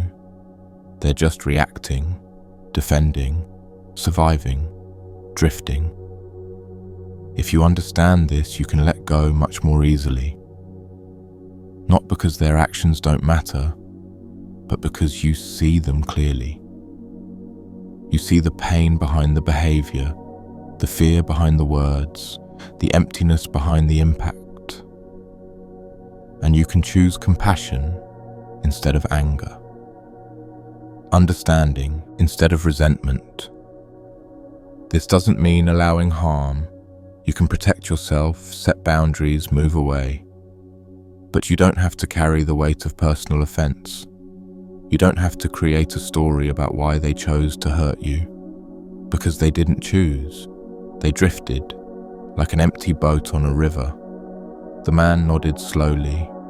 "I think I understand, but it's hard to remember this when I'm angry." "Yes," his friend agreed. "It's very hard. That's why it's called practice. You will forget many times. You will take things personally. You will create stories. But each time you remember, oh, this is an empty boat, you free yourself a little more. And over time, this becomes your natural response. You see the emptiness more clearly. Not emptiness as in void, but emptiness as in absence of intention to harm you specifically. People do what they do because of who they are, not because of who you are. And that recognition is the key to freedom. Rest here now in this understanding. How many times have you been hit by empty boats? How many times have you turned an accidental collision into a personal attack? Someone was rude and you decided they didn't like you. Someone was distracted and you decided you didn't matter to them. Someone was hurting, and they lashed out, and you decided you were the target. But you were not the target. You were just there when their pain needed somewhere to go, like being in the way of a drifting boat. Wrong place, wrong time, but not personal. This doesn't make the impact hurt less in the moment. Being hit by an empty boat still knocks you forward, still shakes you, but it changes what you carry afterward. If you believe the boat was aimed at you, you carry resentment, anger, plans for revenge. If you see the boat was empty, you push it away and move on. The difference is enormous. One creates suffering that lasts days, months, years. The other creates an experience that ends as soon as you choose to let it. Think gently about your own life, about who you might be holding in anger. Is it possible they were an empty boat? Is it possible they were drifting, not directing? Is it possible their actions had more to do with their pain than with your worth? You don't have to forgive if you're not ready. You don't have to reconcile if it's not safe. But you can at least question the story you've been telling about why it happened. And in that questioning, a little space opens. A little lightness returns. A little burden lifts. Most people are doing the best they can with what they know and what they carry. Most people are not trying to hurt you. They're just trying not to hurt. And sometimes, in their effort to avoid their own pain, they crash into you. This is the nature of unconscious living. This is the nature of unhealed wounds, empty boats drifting everywhere, bumping into each other in the dark. You can be angry at them, or you can understand them. Either way, they will keep drifting, but only one way frees you. So breathe now and feel the freedom of letting go. Letting go of the story that someone meant to harm you. Letting go of the weight of personal offense. Letting go of the need to be angry at empty boats. They're just boats. They're just drifting. They're just doing what they do. And you are rowing your own boat, heading somewhere that matters to you. Don't let their drift determine your direction. Don't let their collision derail your journey. Just push them gently away and keep going. Keep rowing toward your village, toward your peace, toward your life. The river is wide. There's room for everyone. And most boats are empty anyway. Let this truth settle into your bones. Let it change how you meet the world tomorrow. And for now, let it deepen your rest, your release, your peace. The night has grown very quiet now. The stories have been told. The teachings have been given. And here you are, still breathing, still aware, still present. Notice how heavy your body has become. How completely it has surrendered to rest. Your arms lie still, palms open, no longer holding anything. Your legs have released their tension, muscles soft and loose. Your chest rises and falls without effort, without thought, without control. The breath breathes itself. The heart beats itself. The body knows what to do. And you, the awareness witnessing all this, can finally let go of helping. There is nothing left to accomplish. Nothing left to understand, nothing left to become. The journey through these stories has been a journey into stillness. Each tale a doorway, each reflection a key, each silence a homecoming. And now you are home. Not somewhere distant, but here in this moment. In the vast silence that holds all sound, in the still pond that holds all ripples, in the space that remains when everything else has dissolved away. This is what you've been seeking all along, this simple, obvious, always present peace. Not a peace that requires perfect circumstances or the absence of difficulty, but a peace that exists beneath all circumstances, independent of what arises. The peace of simply being, of resting in awareness, of knowing yourself as space. Let yourself sink all the way into this recognition now. There is no need to remember these stories tomorrow. They have already done their work. Something has shifted in you, whether you notice it or not. Some tight place has loosened. Some heavy burden has been set down. Some old story about who you are has begun to dissolve, and in its place, a quiet knowing, a gentle recognition, a simple truth. You are not what you thought you were. You are not the anxious mind or the worried thoughts or the endless striving. You are the space in which all of that appears and disappears. You are awareness itself, consciousness itself, presence itself, and that cannot be harmed, cannot be lost, cannot ever be diminished. It is what you are, what you have always been, what you will always be, unchanging, eternal, free. Rest in this. Let it be enough. Let it be everything. The candle flickers low now, casting soft shadows that no longer need light to be seen. The rain has stopped, and somewhere a bird calls once into the darkness. The world continues without your watchfulness, and that is as it should be. You have done enough today. You have been enough today. You are enough, always. Let your eyes remain closed. Let your body remain still. Let your mind drift wherever it wishes. Sleep is close now, waiting patiently, like a friend who knows you will come when you're ready.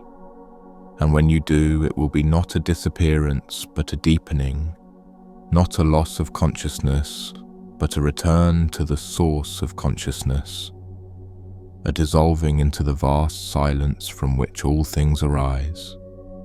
You will dream, perhaps, or perhaps you will sink into pure emptiness. Either way, something remains, something that never sleeps, never dreams, never changes. The awareness that watches even sleep, the presence that knows even unconsciousness. This is what you are. This is what remains. This is home. And tomorrow, when you wake, it will still be here. Not because you did anything to preserve it, but because it cannot be lost. You cannot lose what you are. So rest now, completely, deeply, fully. Let go of this day and every day that came before it. Let go of tomorrow and every day that might come after. There is only this breath, this moment, this peace. And the breath is slowing. The moment is deepening. The peace is complete. The night holds you in its dark embrace, and you are safe. The earth supports you with its ancient patience, and you are held. The universe continues its vast unfurling, and you are part of it, have always been part of it. You are the universe experiencing itself, consciousness knowing itself, life living itself. And tonight, life is choosing rest. Consciousness is choosing stillness. The universe is choosing peace. Through you, as you, in you. So let yourself be this rest, this stillness, this peace, without resistance, without effort, without any need to be anything other than what you are. The last words are fading now. The voice is becoming softer, more distant, like a light dimming, like a tide receding, like snow melting in spring. Everything returns to its source. Everything comes home, and you are coming home now too, to the silence, to the stillness, to the infinite peace that has been waiting all along. Breathe once more, deep and slow, and as you breathe out, let go completely. Let go of listening, let go of being awake. Let go of holding on. The night will carry you, sleep will find you, and all will be well. All is well. All has always been well. And you are finally free. But the night is not finished with us yet, dear friend. There is more stillness to discover, more peace to touch. We are not rushing towards sleep as if it were a destination we must reach before time runs out. We are resting in each moment, allowing each breath to be complete, in itself, whole and perfect as it is. The journey continues, even in this deepness, even in this quiet, even in this darkness that holds everything so gently. Let your awareness expand now, not with effort, but with gentle allowing, like a flower opening to morning sun. Notice the space in the room around you, the air touching your skin, the temperature, the subtle movements of breath. Notice how awareness itself is effortless, requiring nothing, demanding nothing, simply present like the sky holding clouds. This awareness has been here all along, witnessing every story, every teaching, every breath you've taken tonight and always. It is the constant backdrop against which all experience plays out, the screen on which the movie of life appears. And you are not separate from this awareness. You are this awareness, looking through these eyes, hearing through these ears. Long ago, two monks set out on a pilgrimage together from their monastery to a distant sacred mountain. One monk was young, perhaps 30 years old, filled with energy and enthusiasm and questions about everything he encountered. The other was old, perhaps 70, his body bent from years of practice, his face deeply lined with wisdom and time. They walked together in companionable silence most days, rising with the sun, walking until dusk, sleeping under stars. One afternoon, after weeks of traveling through forests and over hills, they came to a wide river with no bridge. The river was deep and cold, running fast with spring snowmelt from the mountains, dangerous to cross without great care. At the river's edge stood a young woman in beautiful, expensive silk robes, clearly from a wealthy family of high status. She was pacing back and forth anxiously, looking at the water, obviously needing to cross, but afraid of ruining her fine clothes. The older monk approached her without hesitation and asked simply, "Do you need help crossing this river, young woman?" She looked at him with relief flooding her face. "Yes, please, honored teacher. I must reach the village on the other side before nightfall. My family is waiting for me there, but I cannot swim, and these robes, they were a gift from my grandmother." Without another word, the old monk bent down, and the woman climbed onto his back, her arms around his neck. He waded carefully into the cold river, step by step, placing each foot with great care on the slippery stones beneath. The young monk watched from the shore, his face growing tight with disapproval and confusion and rising anger. Their monastery had strict rules. Monks were forbidden from touching women, from having any physical contact whatsoever. This was one of the most fundamental precepts they had taken, one of the vows they lived by every single day. And here was his teacher, his respected elder, breaking this rule openly, without hesitation, without any apparent concern. The old monk reached the far shore safely, bent down, and let the woman climb off his back onto dry ground. She bowed deeply, thanking him with tears in her eyes, then hurried away toward the distant village lights. The old monk waited for the young monk to cross on his own. Then they continued walking together in silence. But the young monk was not at peace. His mind churned with judgment, with confusion, with righteous anger at what he'd witnessed. How could his teacher do such a thing? How could he break the rules so casually, so completely, without any shame? They walked for hours in silence, the young monk's thoughts growing darker, more agitated, more troubled with each step. Finally, as the sun was setting and they were making camp for the night, he could contain himself no longer. "Teacher," he said, his voice tight with controlled anger, "I must speak about what happened at the river today." "Yes," the old monk replied calmly, looking up from the fire he was building with practiced, patient hands. "You touched that woman. You carried her on your back. You broke your vows, violated the precepts we've devoted our lives to. How could you do such a thing? How can I continue to respect you as my teacher after witnessing such a clear transgression?" The old monk looked at him with gentle eyes, eyes that held no defensiveness, no shame, no anger, only deep compassion. "Ah," he said softly, a slight smile touching his weathered lips. "You are still carrying her, I see." The young monk frowned, not understanding. "What do you mean? I didn't touch her. I followed the rules, I kept my vows." "Yes," the old monk agreed, nodding slowly. "And yet you have been carrying her for 5 hours now, in your mind.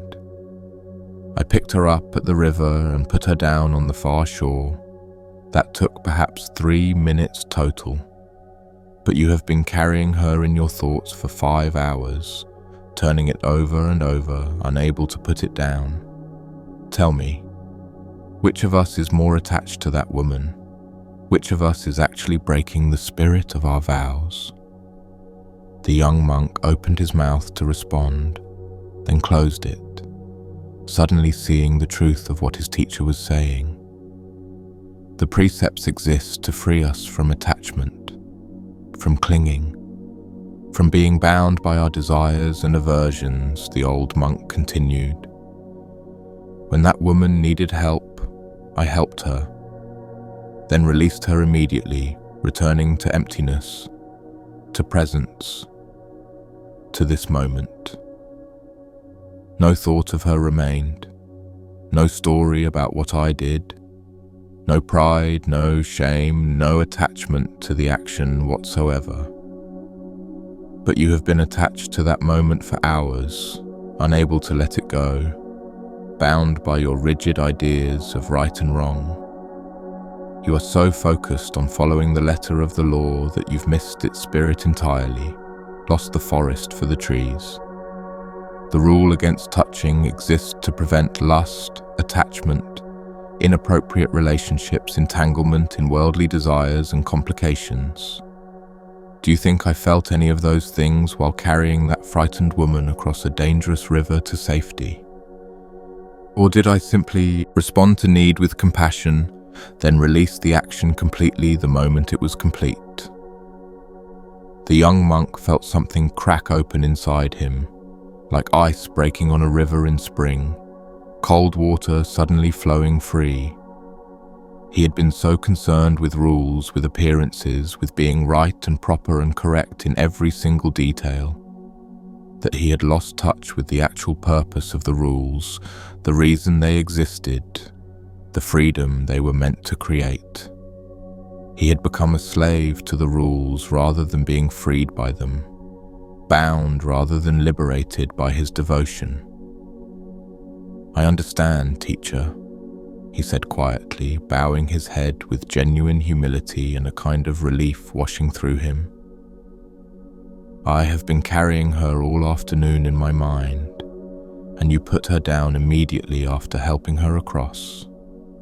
"Yes," the old monk said, returning to building the fire, his movements calm and unhurried and completely present. "Now put her down too. Let her go. Release this afternoon completely. Return to this moment, which is all we ever truly have." They sat together in silence as night fell completely, stars appearing one by one in the darkening sky overhead. And the young monk practiced letting go, releasing his grip on the story, on being right, on his rigid understanding of how things should be. Practiced returning again and again to simply being here, now, in this moment, by this fire, under these stars, breathing. And each time he released his grip on the story, on the judgment, on needing to be right, he felt lighter, freer, more at peace. Breathe with this teaching now, letting it move through you like wind through grass, bending but not breaking you. How much are you carrying in your mind that could be put down, released, let go of completely right now? How many stories from today, from yesterday, from years ago, are you still turning over endlessly in your thoughts?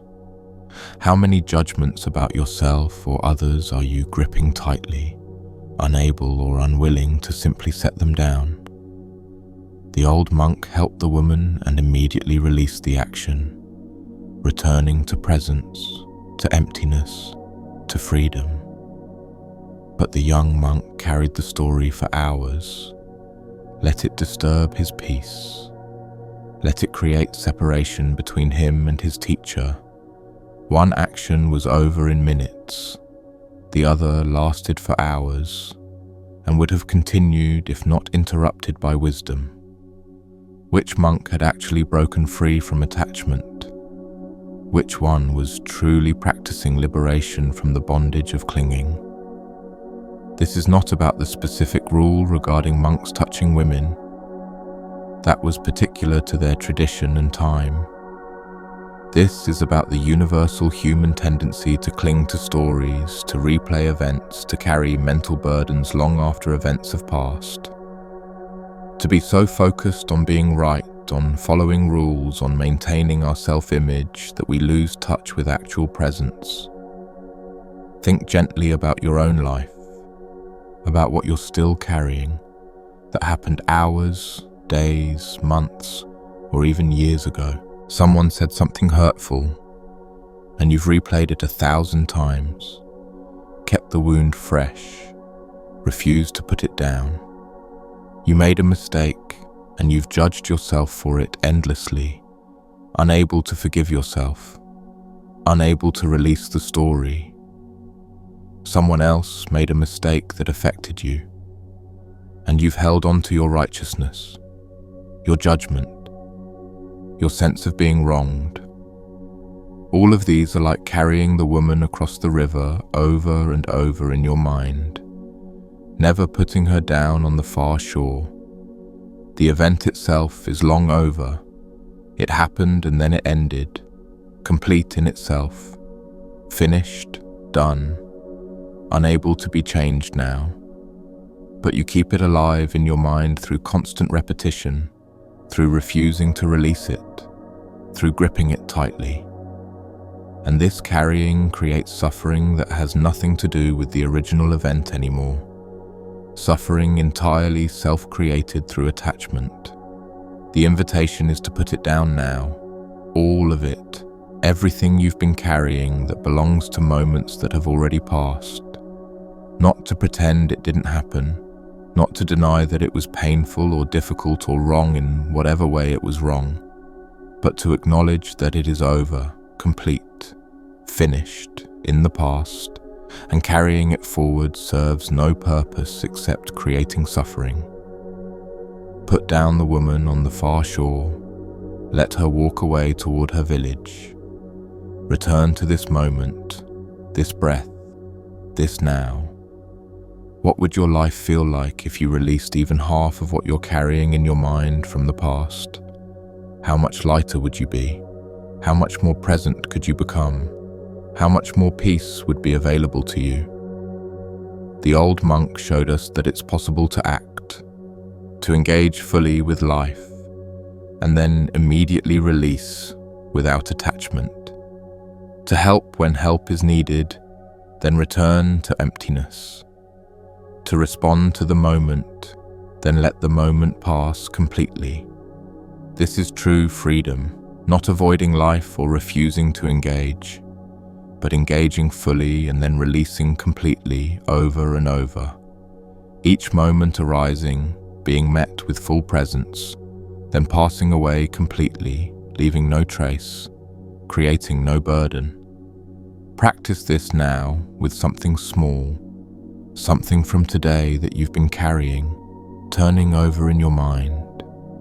Maybe a conversation that didn't go well, a mistake you made, something someone said that bothered you just a little. Acknowledge that it happened. Feel whatever you feel about it, and then consciously, deliberately, put it down completely. Like setting down a heavy bag you've been carrying. Feel it leave your hands, see it rest on the ground. Step away from it. It's over. It's done. It cannot be changed. Carrying it forward creates only suffering, serves no purpose, helps nothing and no one.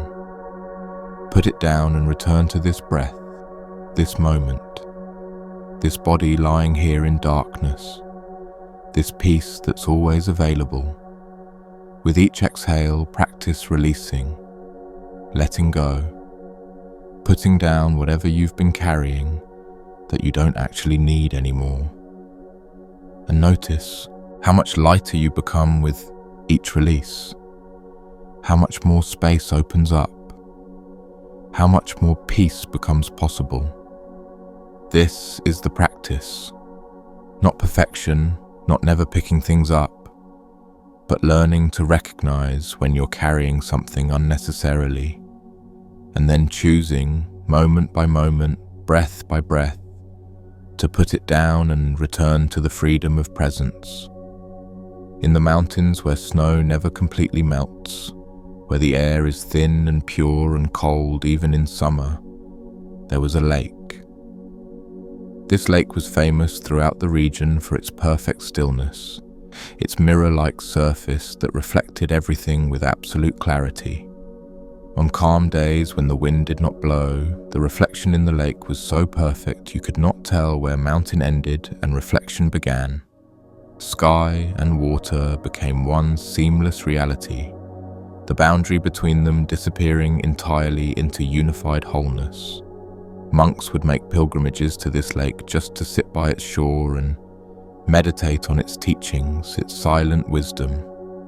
One year, a scholar came to the lake, a man who had spent his entire life studying philosophy and religion and spiritual texts. He had read everything, knew all the arguments, could quote every great teacher, could explain every concept with perfect precision. But despite all his knowledge, despite all his understanding, he had never experienced the peace he read about so eloquently. He came to the lake hoping that its famous stillness might somehow transfer to his own mind, might grant him what study had not. He sat by the shore for hours each day, trying to still his mind, trying to achieve the perfect peace the lake embodied so naturally. But his mind would not cooperate. Thoughts arose constantly, endlessly, one after another, without pause, without mercy, without rest. He tried to push them away, to force them to stop, to create stillness through sheer willpower and determination and effort. But the more he tried to still his mind, the more agitated it became, like trying to smooth water by slapping it with your hand. One morning, he was sitting in particular frustration when an old woman came to the lake carrying 2 buckets on a wooden pole across her shoulders. She was clearly a villager from below, come to fetch water as she probably did every day. A simple, ordinary task repeated endlessly. She set down her buckets, bent to fill them from the lake's edge, and noticed the scholar sitting nearby with his face twisted in concentration. "You look troubled, young man," she said kindly, though he was not particularly young, perhaps 40 years old or so. "I'm trying to still my mind," he said through clenched teeth, eyes still closed, forehead creased with effort and strain. "I have been sitting here for a week, trying to make my mind like this lake, perfectly still, perfectly clear, perfectly peaceful. But it will not cooperate. Thoughts keep arising no matter what I do, no matter how hard I try to stop them." The old woman smiled gently and nodded, understanding immediately what was happening in his practice, seeing his fundamental mistake. "May I show you something?" she asked, and without waiting for his answer, she picked up a stone and threw it into the lake. The stone broke the perfect surface with a splash, and ripples spread outward in expanding circles, disturbing the mirror-like reflection completely. The scholar watched with dismay as the perfect stillness he had been contemplating was destroyed by this thoughtless action. "Why did you do that?" he asked, unable to keep the irritation completely out of his voice, trying to maintain composure and politeness. "The lake was still, perfect, exactly what I've been trying to achieve, and you've disturbed it with your careless action." "Watch," the old woman said simply, ignoring his complaint, pointing at the water with one weathered, gnarled finger. They both watched the ripples spreading outward, moving across the lake's surface, each circle expanding and gradually weakening. They watched as the ripples reached the far shore, dissipated against the rocks, and slowly, gradually, naturally began to fade. And within a few minutes, without any effort, without anyone doing anything to make it happen, the lake was still again. Perfectly still, perfectly clear, perfectly reflective, as if the stone had never been thrown, as if nothing had ever disturbed it. "Do you see?" the old woman asked, her voice gentle, patient, like a grandmother teaching a beloved but somewhat slow grandchild. "The lake does not try to become still after being disturbed. It does not push the ripples away with effort or willpower.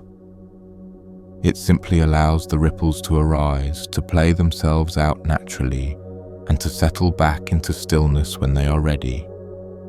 The stillness is the lake's natural state. It does not have to be created or achieved or forced through concentration. It is simply what remains when the disturbance is allowed to settle naturally, when the ripples are allowed to complete themselves." The scholar stared at the now still water, something beginning to dawn in his understanding.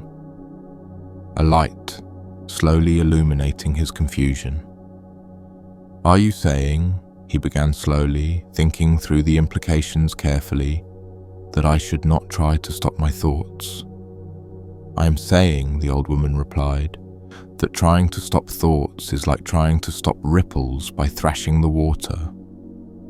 The effort itself creates more disturbance, more agitation, more ripples, making stillness impossible to achieve through force. Your mind's natural state is stillness, just like this lake. That is what you are beneath all the thinking and worrying and analyzing. But you cannot force your way back to that stillness. You can only allow the thoughts to settle naturally, in their own time. Thoughts arise, that is their nature. Ripples happen. That is what lakes do when stones are thrown into them. But both thoughts and ripples settle naturally if you simply allow them to be without fighting them, without adding more disturbance. Stop trying to still your mind. Instead, simply watch the thoughts arise and pass, like watching ripples without judging them. Don't try to push them away. Don't believe you've failed when they appear. Just watch them come and watch them go. And gradually, naturally, without any effort on your part, the gaps between thoughts will grow longer and stillness will emerge. Not because you created it, but because you stopped preventing it from being what it always naturally is beneath the disturbance. The scholar sat with this teaching, feeling something fundamental shift in his entire approach to practice, to seeking, to spiritual life. He had been fighting his mind for years, treating thoughts as enemies to be defeated, as obstacles to be overcome through force. But the old woman was pointing to a completely different relationship with the mind, one of allowing, of patience, of trust. Trusting that stillness would return naturally if he simply stopped adding to the disturbance through his own efforts to control everything. He stayed by the lake for another month, but his practice was entirely different now, transformed by this simple, profound teaching. Instead of trying to force stillness, he simply watched his thoughts like ripples on water, arising and passing without interference. And gradually, naturally, just as the old woman had promised, the gaps between thoughts grew longer and deeper stillness began to emerge. Not achieved through effort, but revealed through allowing, through patient, compassionate, non-interfering presence with what was arising. Let your body sink even deeper now into the surface beneath you, releasing another layer of holding, another layer of control. Feel how you've been trying, perhaps to force yourself to relax, to make yourself fall asleep, to control even this process of rest. But sleep, like stillness, cannot be forced. It can only be allowed to happen naturally when you stop preventing it. And you prevent it not through activity, but through subtle trying, through effort disguised as relaxation, through control disguised as letting go. The lake does not try to become still. It simply is still once the ripples are allowed to settle on their own. Your mind does not need to try to become peaceful. It simply is peaceful once thoughts are allowed to settle naturally. Your body does not need to try to fall asleep. It simply falls asleep once you stop subtly preventing sleep from taking you. So let go now even of trying to let go. Release even the effort to release. Stop even the subtle doing in your allowing. Just be here, breathing, aware, allowing absolutely everything to be exactly as it is without needing to change or improve anything. Thoughts may still be arising. Let them arise like ripples without judging them, without pushing them away, without believing them. Just watch them come into awareness and pass out of awareness, returning always to the stillness that holds them all. Sensations in your body may still be noticeable. Let them be there, without needing to fix them or adjust or make them different.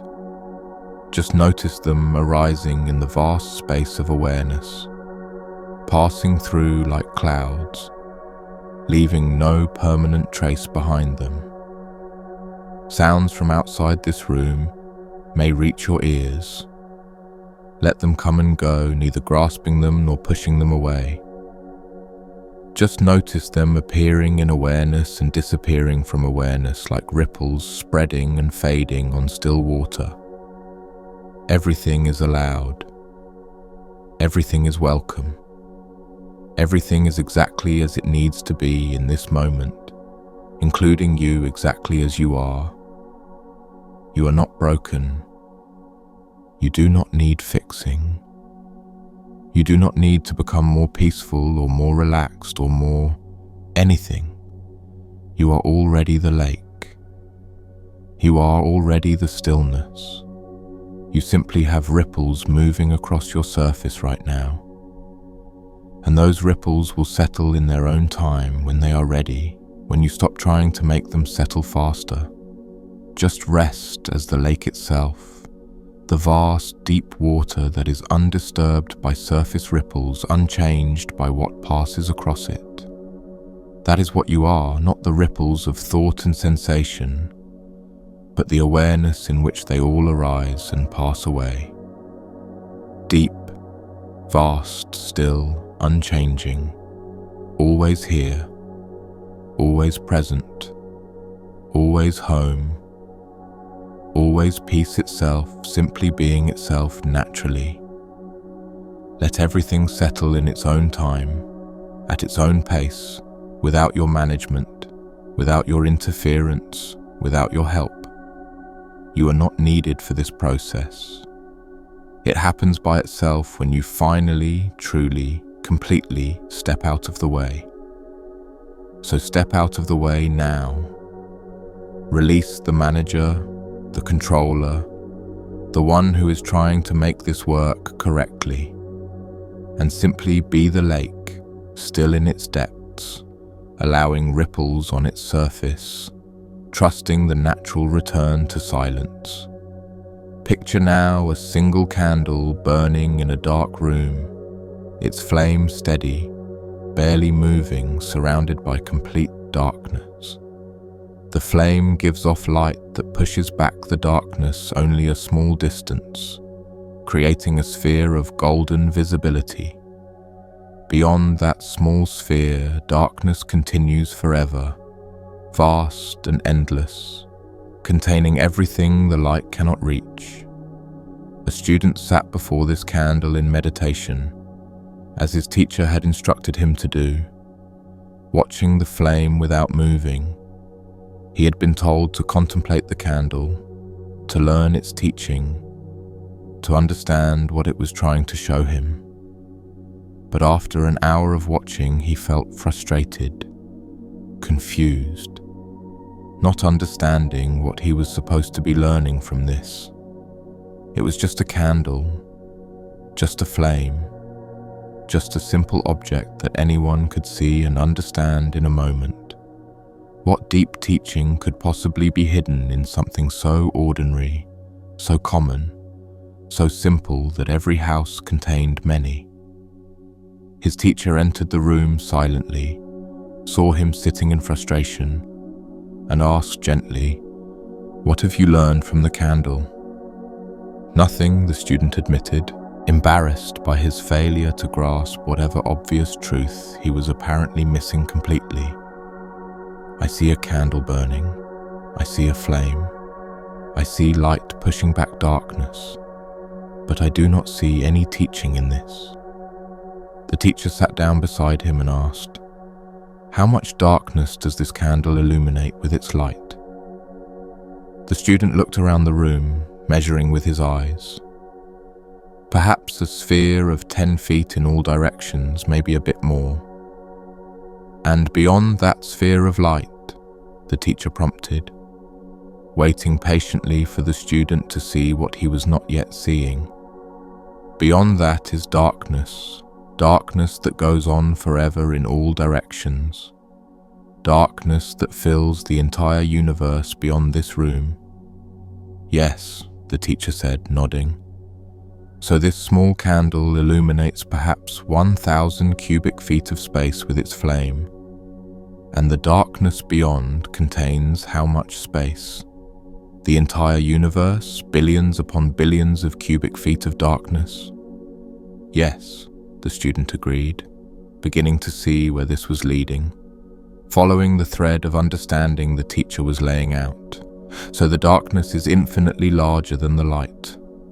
The unknown is infinitely vaster than the known. The mystery is infinitely deeper than understanding. And yet, the teacher continued, his voice soft, does the darkness threaten the flame? Does the vast unknown extinguish this small knowing? The student looked at the candle, at its steady flame burning peacefully, completely untroubled by the darkness surrounding it on all sides. No, he said slowly. The darkness does not threaten the flame.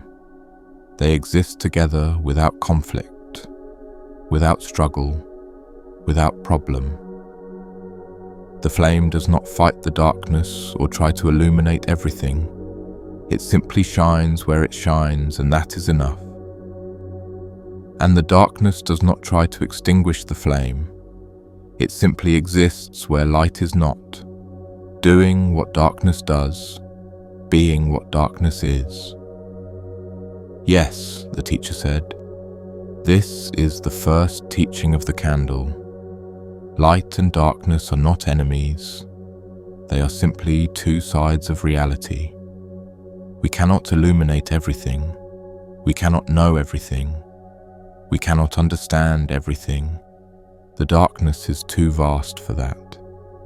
But we do not need to illuminate everything.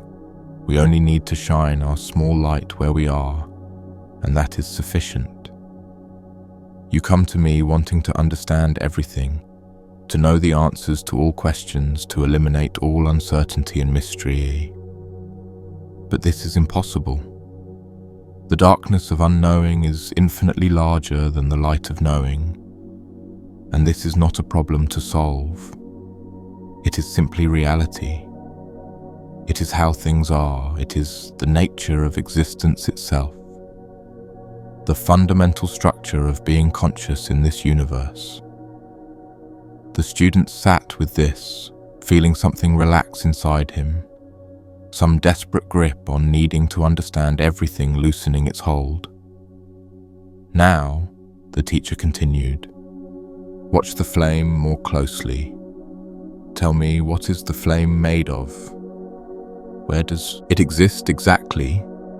The student looked carefully at the flame, trying to see its substance, its location, its actual existence beyond the light it created. It seems to be made of hot gas, he said uncertainly. Or perhaps it is the burning itself, the process of combustion, the transformation of wax into heat and light. And where exactly is it located? Point to the flame precisely. Show me exactly where the flame exists in space. The student tried to point, but found it impossible to identify exactly where the flame was, exactly where it began and ended. It's everywhere and nowhere, he said finally. It's not a thing so much as a process, an event, a happening in time and space. It's the candle transforming, the wax becoming gas, becoming heat, becoming light, all at once, continuously, without any solid substance to point at. Yes, the teacher said, the flame is not a thing but a process, not a noun but a verb, not a being but a becoming. And you are like the flame. You are not a fixed thing but a process, an event, a continuous happening without any solid substance. You are your body transforming, your mind flowing, your awareness witnessing, all at once continuously, without stopping even for an instant. But you try to be a thing, a solid self, a fixed identity that remains unchanged through time, permanent and substantial and real. And this trying to be a thing when you are actually a process, this is the source of much of your suffering and confusion. You cannot grasp yourself any more than you can grasp this flame with your hand. You are too fluid, too processual, too dynamic for grasping. The student felt something profound opening in his understanding, like a door swinging wide into a space he had never known existed within himself. "One more teaching," the teacher said softly, his voice barely audible above the silence of the room, "and then I will leave you to sit. Look at where the flame is brightest, at the very center where the combustion is most intense, where the transformation is most complete." The student looked closely at the flame center, at the bright, almost white core where the burning was hottest and most intense. Now look at where the flame meets the darkness, at the edge where light transitions into shadow, where visible becomes invisible. The student's eyes traveled to the outer edge of the flame, where yellow faded into orange, orange into red, red into darkness. "Can you find the exact boundary?" the teacher asked. "Can you point to the precise location where flame ends and darkness begins?" The student tried but found it impossible. There was no clear line, no definite boundary, only a gradual transition, a fading, a melting together. "No," he admitted, "there is no clear boundary. The flame and darkness blend into each other, merge, exist together, without clear separation. And so it is with everything," the teacher said, rising to leave. "Everything blends into everything else. Nothing has clear, solid boundaries. You blend into the world blends into you. Inside and outside are just concepts, not actual divisions in reality. Self and other, known and unknown, light and darkness, all these are just ideas, just mental constructions, not real separation. Sit with the candle until it burns out completely. Watch these teachings move from ideas into direct experience, from words into understanding." The teacher left, and the student sat alone with the candle, watching it burn, watching himself watching awareness, watching everything. Let the darkness around you now be like the darkness beyond the candle, not threatening, not enemy, but simply what is. You do not need to illuminate everything with your conscious awareness. Do not need to understand everything about yourself or life or reality. The small light of your awareness shines where it shines, and that is enough, completely sufficient, perfectly adequate for this moment. And you, like the flame, are not a solid thing, but a process, a continuous transformation, a flowing event without fixed substance. Stop trying to grasp yourself, to understand yourself completely, to pin yourself down into some fixed, permanent identity that doesn't change. You are fluid, processual, always changing, always transforming, always new in each moment, even while remaining recognizably yourself. And the boundary between you and the world, between inside and outside, between self and other, these are softer than you think. You blend into the world blends into you.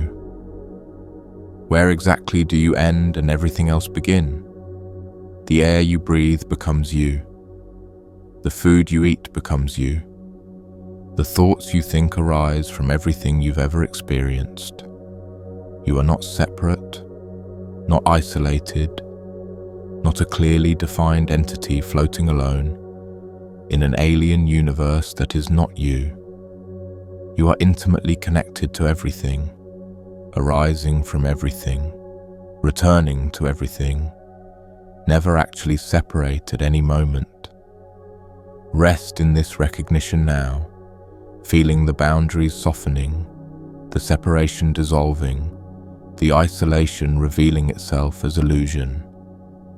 You are the candle and the darkness, the light and the shadow, the flame and the wax, the burning and the stillness beneath burning.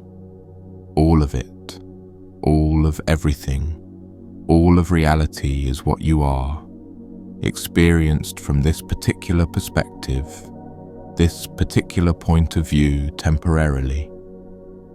Let that vastness hold you. Let that interconnection support you. Let that unity dissolve any sense of being alone or separate or isolated.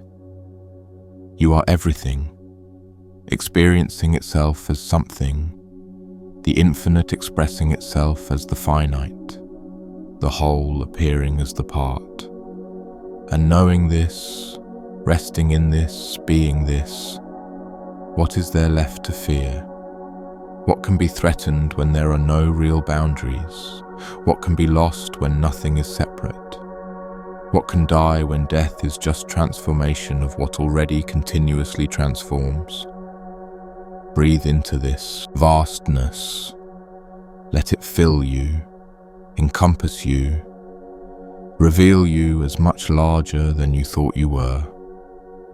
You are not the small, separate self you have been taught you are, not the isolated individual struggling alone against the universe. You are the universe itself, conscious, aware, alive, breathing through this particular form, looking through these particular eyes right now. And that changes everything, transforms everything, liberates everything, including and especially the one thing that most needed liberation: you. The night has grown very deep now, and we are approaching the threshold where words end and silence begins speaking in its own tongue. Your body is so relaxed now that you can barely feel its boundaries, barely tell where it ends and the bed or the air begins. This is not a problem, not something wrong, but something profoundly right, the natural dissolution of separation that happens in deep rest. The sense of being a separate, isolated individual begins to fade when we truly relax, when we truly let go of maintaining ourselves. We discover that much of what we think of as me is actually tension holding, effort, the constant work of maintaining boundaries. And when that tension releases, when that holding softens, when that effort ceases, the boundaries blur, soften, dissolve like salt in water. What remains is not nothing, not absence, but a vastness, a spaciousness, an awareness that has no clear edges or limits. This is what you are beneath the sense of being a separate self, beneath the story of me and my life and my problems. Pure awareness, unlimited consciousness, the space in which all experience arises and passes away like weather in an infinite sky. Let yourself sink all the way into this now. Let go even of the sense of being someone who is letting go. There is just this happening, just breathing happening, just awareness happening, just being without anyone doing it. The breath breathes itself. The heart beats itself. Awareness is aware of itself. Being simply is. And you are not the one making any of this happen. You are what all of this is. The happening itself. The isness of what is. Rest as that. Be that. Know yourself as that.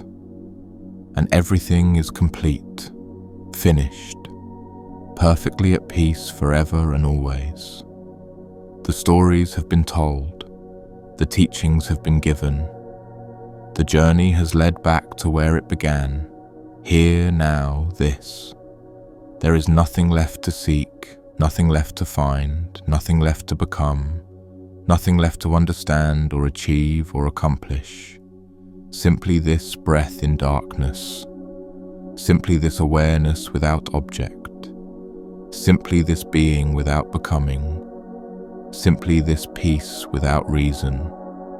And now, finally, let even these words fade completely into the silence from which they arose and to which they naturally return. Let everything dissolve, the voice, the teachings, the stories, the seeking, the listener, the one who seeks, all of it, dissolving into the vast, empty, full silence that has been here all along, holding everything, being everything, loving everything. You are that silence. You have always been that silence. You will always be that silence. There is nothing but that silence. And now, simply rest. In the silence, in the peace, in the infinite being that you are.